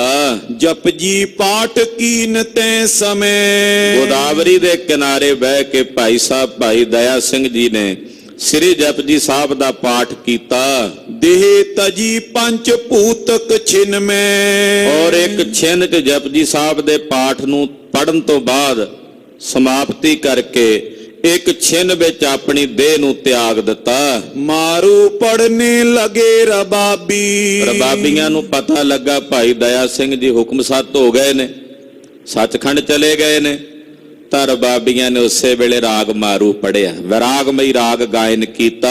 ਸ਼੍ਰੀ ਗੁਰ ਪੁੱਛਿਓ ਕੌਣ ਸਬਾਬੀ, ਜਦੋਂ ਇੱਕਦਮ ਰਾਗੀਆਂ ਨੇ ਮਾਰੂ ਪੜਿਆ, ਵਡਹੰਸ ਪੜਿਆ, ਵਿਰਾਗਮਈ ਰਾਗ ਗਾਇਨ ਕਰਨ ਲੱਗ ਪਏ। ਕਲਗੀਧਰ ਨੇ ਸੁਣਿਆ ਮਹਾਰਾਜ ਜੀ ਕਹਿੰਦੇ ਬਈ ਕੀ ਗੱਲ ਅੱਜ ਵਿਰਾਗਮਈ ਰਾਗ ਗਾਇਨ ਕਰ ਰਹੇ ਨੇ ਰਬਾਬੀ, ਕੀ ਗੱਲ ਹੋ ਗਈ ਅੱਜ? ਅੱਜ ਇਹ ਕੀ ਸਬਬ ਹੈ ਕਿ ਵਿਰਾਗਮਈ ਕੀਰਤਨ ਹੋ ਰਿਹਾ, ਵਿਰਾਗਮਈ ਰਾਗ ਗਾਇਨ ਹੋ ਰਹੇ ਨੇ? ਹੱਥ ਜੋੜ ਸਿੱਖ ਅਰਜ ਗੁਜਾਰੀ, ਲਾਗੇ ਇੱਕ ਸਿੱਖ ਖੜਾ ਹੱਥ ਜੋੜ ਕੇ ਬੋਲਿਆ, ਦਇਆ ਸਿੰਘ ਤਨ ਤਜ ਬਿਨ ਬਾਰੀ। ਮਹਾਰਾਜ ਜੀ ਭਾਈ ਦਇਆ ਸਿੰਘ ਜੀ ਸੱਚਖੰਡ ਚਲੇ ਗਏ ਨੇ, ਮਹਾਰਾਜ ਜੀ ਉਹ ਸਰੀਰ ਤਿਆਗ ਗਏ ਨੇ। ਸ਼੍ਰੀ ਗੁਰ ਕਹਿਓ ਕੌਣ ਹੈ ਕਾਰਨ, ਮਹਾਰਾਜ ਜੀ ਕਹਿੰਦੇ ਵੀ ਕੀ ਕਾਰਨ ਹੋਇਆ ਭਾਈ ਦਇਆ ਸਿੰਘ ਏਦਾਂ ਚਲੇ ਗਏ? ਹਮਰੇ ਬਿਨਾ ਮਿਲੇ ਜੇ ਪਧਾਰਨ, ਸਾਨੂੰ ਮਿਲੇ ਬਿਨਾ, ਸਾਡੀ ਆਗਿਆ ਲਏ ਬਿਨਾ ਕਿਵੇਂ ਟੁਰ ਗਏ ਹੋ? ਸਾਡੇ ਕੋਲੋਂ ਪੁੱਛ ਕੇ ਨਹੀਂ ਗਏ, ਸਾਡੇ ਕੋਲੋਂ ਆਗਿਆ ਲੈ ਕੇ ਨਹੀਂ ਗਏ, ਸਾਡੇ ਪੁੱਛੇ ਬਿਨਾ ਸਾਡੀ ਆਗਿਆ ਬਿਨਾ ਕਿਵੇਂ ਚਲੇ ਗਏ? ਜਾਵੋ ਸਿੱਖੋ ਕਹੋ ਸੁਨਾਈ, ਜਾਓ ਜਿੱਥੇ ਭਾਈ ਦਇਆ ਸਿੰਘ ਜੀ ਦਾ ਸਰੀਰ ਪਿਆ ਨਾ ਉਹਨਾਂ ਨੂੰ ਜਾ ਕੇ ਸਾਡਾ ਹੁਕਮ ਸੁਣਾਓ। ਸੰਦੇਸ਼ਾ ਹਮਰੋ ਲਿਓ ਜਾਈ, ਭਾਈ ਸਾਹਿਬ ਨੂੰ ਜਾ ਕੇ ਕਹੋ ਦਇਆ ਸਿੰਘ ਜੀ ਕਲਗੀਧਰ ਜੀ ਬੁਲਾਉਂਦੇ ਆ, ਉਹ ਕਹਿੰਦੇ ਸਾਡਾ ਸੁਨੇਹਾ ਲੈ ਕੇ ਜਾਈ ਸੱਚਖੰਡ, ਸਾਡਾ ਵੀ ਸੁਨੇਹਾ ਲੈ ਕੇ ਜਾਈ। ਦੋਹਰਾ ਚਿਤਾ ਮਾਏ ਤੋ ਤਨ ਤਰਿਓ, ਤਬ ਸਿੰਘ ਹੁਕਮ ਸੁਨਾਏ। ਕਹਿੰਦੇ ਉਧਰ ਚਿਤਾ ਤਿਆਰ ਕੀਤੀ, ਭਾਈ ਸਾਹਿਬ ਦਾ ਸਰੀਰ ਚਿਤਾ ਦੇ ਉੱਤੇ ਸਜਾ ਦਿੱਤਾ ਸੀ। ਇੰਨੇ ਨੂੰ ਇੱਕ ਸਿੰਘ ਗਿਆ ਭੱਜਿਆ ਕਾਹਲੀ ਨਾਲ, ਉਹਨੇ ਜਾ ਕੇ ਜਦੋਂ ਭਾਈ ਦਇਆ ਸਿੰਘ ਦੇ ਸਰੀਰ ਦੇ ਕੋਲ ਕਲਗੀਧਰ ਦਾ ਹੁਕਮ ਸੁਣਾਇਆ ਕਿ ਕਲਗੀਧਰ ਜੀ ਬੁਲਾਉਂਦੇ ਆ, ਕਹਿੰਦੇ ਆ ਸਾਡਾ ਸੁਨੇਹਾ ਲੈ ਕੇ ਜਾਈ। ਉੱਠਿਓ ਦਇਆ ਸਿੰਘ ਆਇਓ, ਰਹੇ ਲੋਕ ਬਿਸਮਾਏ। ਕਹਿੰਦੇ ਭਾਈ ਸਾਹਿਬ ਜੀ ਚਿਤਾ ਤੋਂ ਉੱਠ ਕੇ ਬਹਿ ਗਏ, ਖਲੋ ਗਏ, ਵੇਖ ਕੇ ਸਭ ਦੰਗ ਹੋ ਗਏ, ਹੈਰਾਨ ਹੋ ਗਏ ਵੀ ਆਹ ਕੀ ਭਾਣਾ ਵਰਤ ਗਿਆ, ਵੀ ਇਹ ਤਾਂ ਸਰੀਰ ਤਿਆਗ ਗਏ ਸੀ, ਮੁੜ ਫੇਰ ਸੁਰਜੀਤ ਹੋ ਗਏ ਨੇ। ਕਰ ਬੰਧਨ ਐਸੇ ਕਈ, ਸੱਚ ਖੰਡ ਕੇ ਪੌਰ। ਜਾ ਕੇ ਨਮਸਕਾਰ ਕੀਤੀ ਗੁਰੂ ਚਰਨਾਂ ਵਿੱਚ ਤੇ ਕਹਿੰਦੇ ਮੈਂ ਜਾ ਹੀ ਰਿਹਾ ਸੀ, ਸੱਚਖੰਡ ਦੇ ਦਰਵਾਜ਼ੇ ਦੇ ਵਿੱਚੋਂ ਲੰਘਣ ਲੱਗਾ ਸੀ, ਅੰਦਰ ਜਾਣ ਹੀ ਲੱਗਾ ਸੀ। ਲੰਗਤ ਥਾ ਤੋ ਹੁਕਮ ਸੁਨ, ਹਟ ਆਇਓ ਇਸ ਠੌਰ। ਮਹਾਰਾਜ ਸੱਚਖੰਡ ਦੇ ਦਰਵਾਜ਼ੇ ਚੋਂ ਲੰਘਣ ਹੀ ਲੱਗਾ ਸੀ ਕਿ ਤੁਹਾਡਾ ਹੁਕਮ ਸੁਣਿਆ ਤੇ ਮੈਂ ਉੱਥੋਂ ਹੀ ਵਾਪਸ ਪਰਤ ਆਇਆ। ਮਹਾਰਾਜ ਕਲਗੀਧਰ ਜੀ ਵੜਨ ਲੱਗਾ ਸੀ ਸੱਚਖੰਡ ਦੇ ਦਰ ਦੇ ਦਰਵਾਜ਼ੇ 'ਚ, ਤੇ ਉੱਥੇ ਆਪ ਜੀ ਦਾ ਹੁਕਮ ਸੁਣ ਕੇ ਮੈਂ ਵਾਪਸ ਪਰਤ ਆਇਆ ਹਾਂ। ਸੋਰਠਾ ਸ਼੍ਰੀ ਗੁਰ ਕਯੋ ਸੁਨਾਏ, ਮਮ ਆਇਸ ਬਿਨ ਜੋਗਿਓ। ਮਹਾਰਾਜ ਜੀ ਬੋਲੇ, ਕਹਿੰਦੇ ਭਾਈ ਦਇਆ ਸਿੰਘ ਜੀ ਤੁਸੀਂ ਸਾਡੀ ਆਗਿਆ ਨਹੀਂ ਲਈ ਵੀ ਜਾਣਾ ਸੱਚਖੰਡ, ਸਾਡੀ ਆਗਿਆ ਬਿਨਾਂ ਗਏ ਸੀ। ਜਾਂ ਤੇ ਲਿਓ ਬੁਲਾਏ, ਲੈ ਸੰਦੇਸ਼ਾ ਜਾਓ ਅਬੇ। ਇਸ ਕਰਕੇ ਅਸੀਂ ਤੁਹਾਨੂੰ ਵਾਪਸ ਬੁਲਾਇਆ ਵੀ ਸਾਡਾ ਸੁਨੇਹਾ ਲੈ ਕੇ ਜਾਇਓ। ਇੱਥੋਂ ਪਤਾ ਲੱਗਦਾ ਹੈ ਕਿ ਜਨਮ ਮਰਨ ਦੋਹੂ ਮੈਂ ਨਾਹੀ, ਜਨ ਪਰਉਪਕਾਰੀ ਆਏ। ਭਾਈ ਦਇਆ ਸਿੰਘ ਵਰਗੀਆਂ ਰੂਹਾਂ ਜਨਮ ਮਰਨ ਵਿੱਚ ਨਹੀਂ ਹਨ, ਸੁਤੰਤਰ ਹਨ। ਆਖਿਆ ਦਇਆ ਸਿੰਘ ਜੀ ਸਾਡਾ ਸੁਨੇਹਾ ਲੈ ਕੇ ਜਾਣਾ ਸੀ ਤੁਸੀਂ ਸੱਚਖੰਡ ਨਿਰੰਕਾਰ ਦੇ ਪਾਸ, ਇਸ ਕਰਕੇ ਅਸੀਂ ਤੁਹਾਨੂੰ ਬੁਲਾਇਆ। ਸ਼੍ਰੀ ਮੁਖਵਾ ਕਿਹੜਾ ਸੁਨੇਹਾ ਦਿੱਤਾ ਸੁਣੋ ਖਾਲਸਾ ਜੀ। ਇਹ ਸੁਨੇਹਾ ਮਹਾਰਾਜ ਜੀ ਨੇ ਮਾਛੀਵਾੜੇ ਦੇ ਜੰਗਲਾਂ ਵਿੱਚ ਵੀ ਵਾਹਿਗੁਰੂ ਦੇ ਚਰਨਾਂ 'ਚ ਭੇਜਿਆ।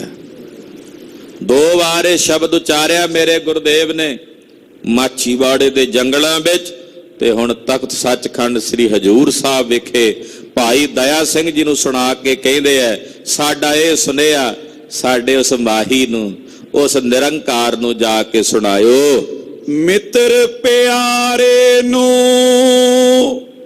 ਹਾਲ ਮੁਰੀਦਾਂ ਦਾ ਕਹਿਣਾ। ਸਾਡੇ ਪਿਆਰੇ ਮਿੱਤਰ ਨੂੰ ਸਾਡਾ ਮੁਰੀਦਾਂ ਦਾ ਹਾਲ ਕਹਿ ਦੇਣਾ ਜਾ ਕੇ ਦਇਆ ਸਿੰਘ ਜੀ।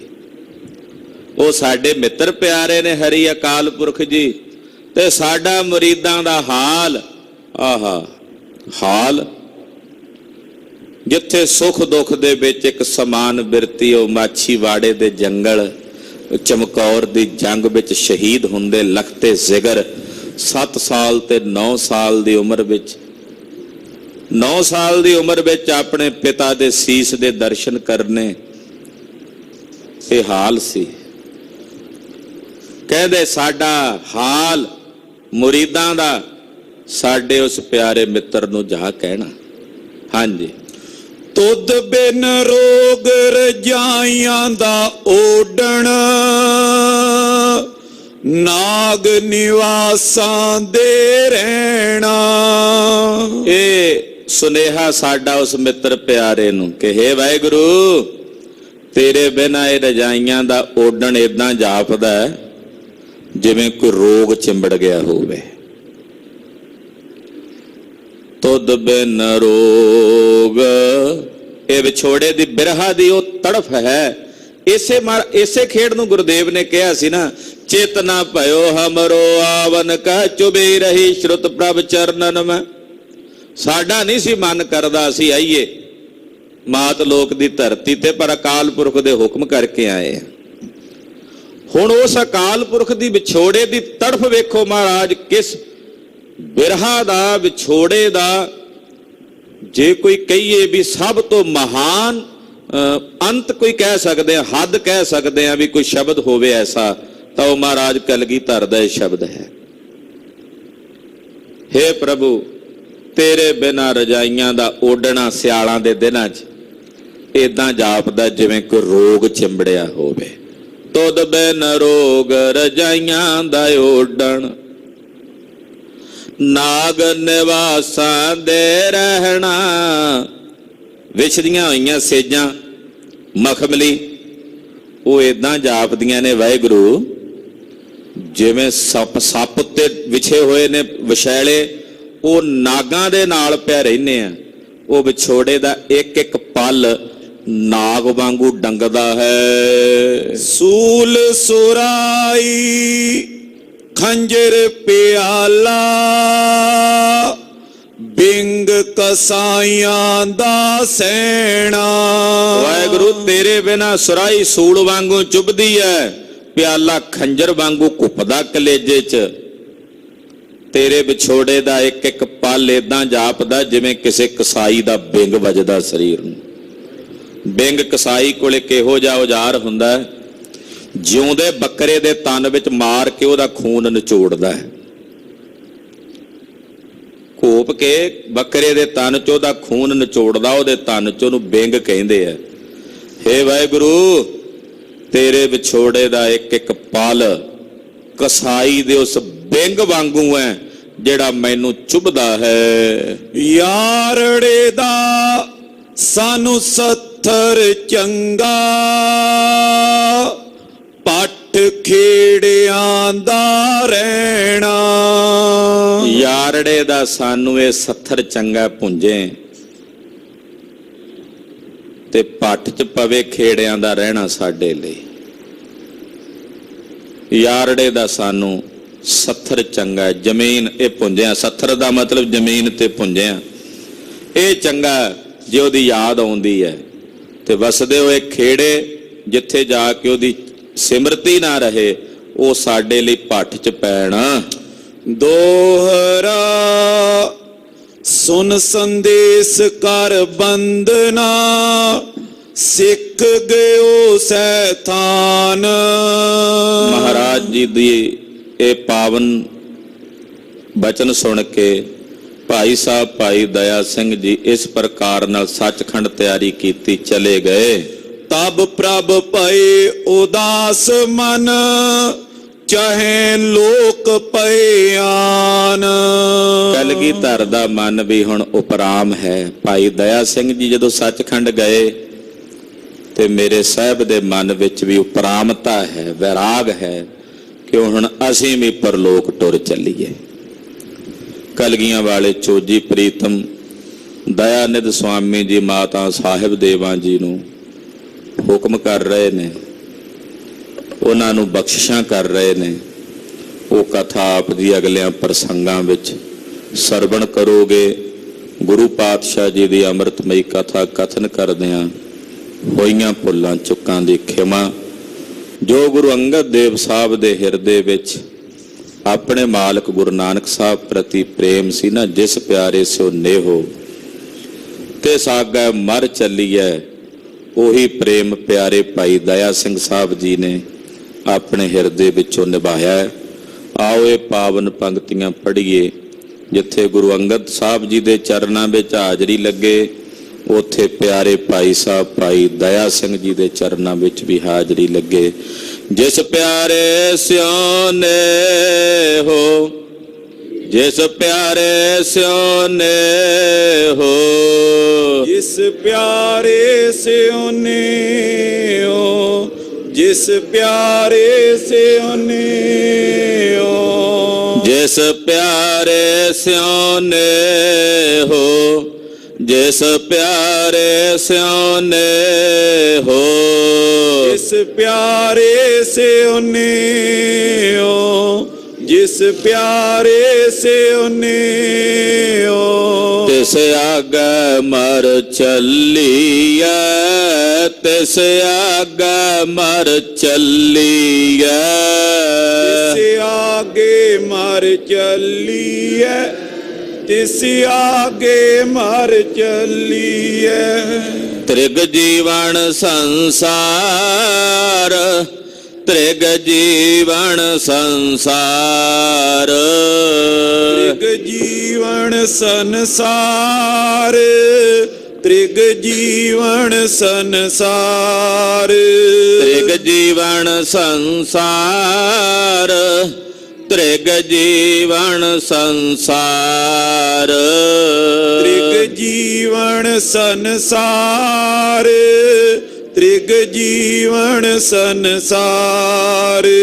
ਤਾਕੈ ਪਾਛੈ ਜੀਵਣਾ, ਤਾਕੈ ਪਾਛੈ ਜੀਵਣਾ, ਤਾਕੈ ਪਾਛੇ ਜੀਵਣਾ, ਤਾਕੈ ਪਾਛੇ ਜੀਵਣਾ, ਤਾਕੈ ਪਾਛੈ ਜੀਵਣਾ, ਤਾਕੈ ਪਾਛੈ ਜੀਵਣਾ, ਤਾਕੈ ਪਾਛੈ ਜੀਵਣਾ, ਤਾਕੈ ਪਾਛੈ ਜੀਵਣਾ। ਵਾਹਿਗੁਰੂ ਵਾਹਿਗੁਰੂ, ਵਾਹਿਗੁਰੂ ਵਾਹਿਗੁਰੂ, ਵਾਹਿਗੁਰੂ ਵਾਹਿਗੁਰੂ, ਵਾਹਿਗੁਰੂ ਵਾਹਿਗੁਰੂ। ਮਿੱਤਰ ਪਿਆਰੇ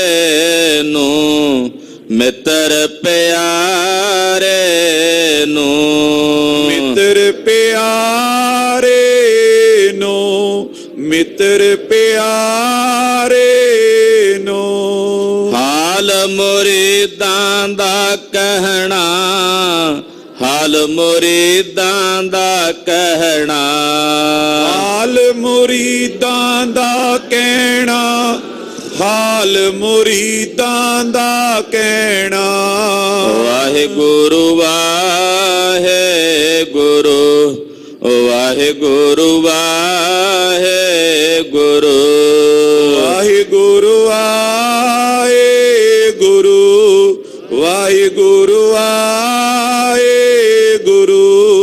ਹੇ ਅਚੁੱਤ ਹੈ ਪਾਰ ਬ੍ਰਹਮ, ਅਗਨਾਸੀ ਅਗਨਾਸ, ਹੇ ਪੂਰਨ ਹੈ ਸਰਬ ਮੈਂ, ਦੁਖ ਭੰਜਨ ਗੁਣ ਤਾਸ। ਹੇ ਸੰਗੀ ਹੈ ਨਿਰੰਕਾਰ, ਏ ਨਿਰਗੁਣ ਸਭ ਟੇਕ, ਹੇ ਗੋਬਿੰਦ ਹੈ ਗੁਣ ਨਿਧਾਨ, ਜਾਂ ਕੇ ਸਦਾ ਬਬੇਕ। ਹੇ ਅਪਰੰਪਰ ਹਰ ਹਰੇ, ਹੈ ਪੀਓ ਅਣਹਾਰ, ਹੇ ਸੰਤ ਹੈ ਕੈ ਸਦਾ ਸੰਗ, ਨਿਧਾਰਾ ਆਧਾਰ। ਹੇ ਠਾਕੁਰ ਹੋ ਦਾਸਰੋ, ਮੈਂ ਨਿਰਗੁਣ ਗੁਣ ਨਹੀਂ ਕੋਏ, ਨਾਨਕ ਦੀਜੈ ਨਾਮ ਦਾਨ, ਕੋਈ ਐ ਪਰੋਏ। ਆਏ ਪ੍ਰਭ ਸ਼ਰਣਾਗਤੀ, ਕਿਰਪਾ ਨਿਧ ਦਿਆਲ, ਏਕ ਅੱਖਰ ਹਰ ਮਨ ਬਸਤ, ਨਾਨਕ ਹੋਤ ਨਿਆਲ। ਵਾਹਿਗੁਰੂ ਨਾਮ ਜਹਾਜ ਹੈ,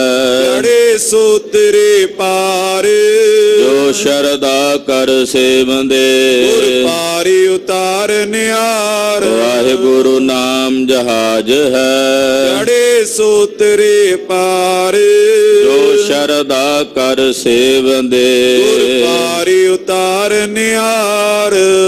ਵਾਹਿਗੁਰੂ ਜੀ ਕਾ ਖਾਲਸਾ, ਵਾਹਿਗੁਰੂ ਜੀ ਕੀ ਫਤਿਹ। ਸਾਧ ਸੰਗਤ ਜੀ, ਬੇਨਤੀ ਹੈ ਕਿ ਜਗਤ ਗੁਰੂ ਨੌਵੇਂ ਪਾਤਸ਼ਾਹ ਧੰਨ ਧੰਨ ਧੰਨ ਸ੍ਰੀ ਗੁਰੂ ਤੇਗ ਬਹਾਦਰ ਸਾਹਿਬ ਜੀ ਮਹਾਰਾਜ ਜੀ ਦੇ ਪਾਵਨ ਪਵਿੱਤਰ 400 ਸਾਲਾ ਪ੍ਰਕਾਸ਼ ਗੁਰਪੁਰਬ ਦੇ ਸੰਬੰਧ ਵਿੱਚ ਸਮਰਪਿਤ ਜੋ ਪਿੱਛੇ 12 ਅਪ੍ਰੈਲ ਨੂੰ ਅੰਮ੍ਰਿਤ ਵੇਲੇ ਨੌਵੇਂ ਪਾਤਸ਼ਾਹ ਜੀ ਦੀ ਪਾਵਨ ਬਾਣੀ ਦੀ ਲੜੀਵਾਰ ਕਥਾ ਆਪਾਂ ਪ੍ਰਾਰੰਭ ਕੀਤੀ ਸੀ, ਉਹਦੀ ਸਮਾਪਤੀ ਪਰਸੋਂ ਸਵੇਰੇ 7:45 ਤੋਂ 8:45 ਵਜੇ ਹੋਵੇਗੀ। ਨੌਵੇਂ ਮਹੱਲੇ ਦੇ ਪਾਵਨ ਸ਼ਲੋਕਾਂ ਦੀ ਕਥਾ ਚੱਲ ਰਹੀ ਹੈ। ਪਰਸੋਂ ਮਹਾਰਾਜ ਜੀ ਦੇ ਪਾਵਨ ਸ਼ਲੋਕਾਂ ਦੀ ਕਥਾ ਦੀ ਨੌਵੇਂ ਪਾਤਸ਼ਾਹ ਜੀ ਦੀ ਪਾਵਨ ਬਾਣੀ ਦੀ ਲੜੀਵਾਰ ਕਥਾ ਜੋ ਚੱਲੀ ਹੈ, ਉਹਦੀ ਸਮਾਪਤੀ ਹੋਵੇਗੀ। ਮਹਾਰਾਜ ਜੀ ਦੇ ਚਰਨਾਂ 'ਚ ਸ਼ੁਕਰਾਨੇ ਦੀਆਂ ਅਰਦਾਸਾਂ ਬੇਨਤੀਆਂ ਹੋਣਗੀਆਂ। ਸੰਗਤਾਂ ਦੇ ਚਰਨਾਂ ਵਿੱਚ ਬੇਨਤੀ ਹੈ ਕਿ ਭਾਈ ਮਹਾਰਾਜ ਜੀ ਦੇ ਚਰਨਾਂ 'ਚ ਹਾਜ਼ਰੀਆਂ ਭਰ ਕੇ ਨੌਵੇਂ ਪਾਤਸ਼ਾਹ ਜੀ ਧੰਨ ਸ੍ਰੀ ਗੁਰੂ ਤੇਗ ਬਹਾਦਰ ਸਾਹਿਬ ਦੇ ਚਰਨਾਂ ਵਿੱਚ ਆਪਣੀ ਸ਼ਰਧਾ, ਆਪਣੀ ਭਾਵਨਾ, ਸਤਿਕਾਰ ਪ੍ਰਗਟ ਕਰੀਏ ਜੀ। ਵਾਹਿਗੁਰੂ ਜੀ ਕਾ ਖਾਲਸਾ, ਵਾਹਿਗੁਰੂ ਜੀ ਕੀ ਫਤਿਹ।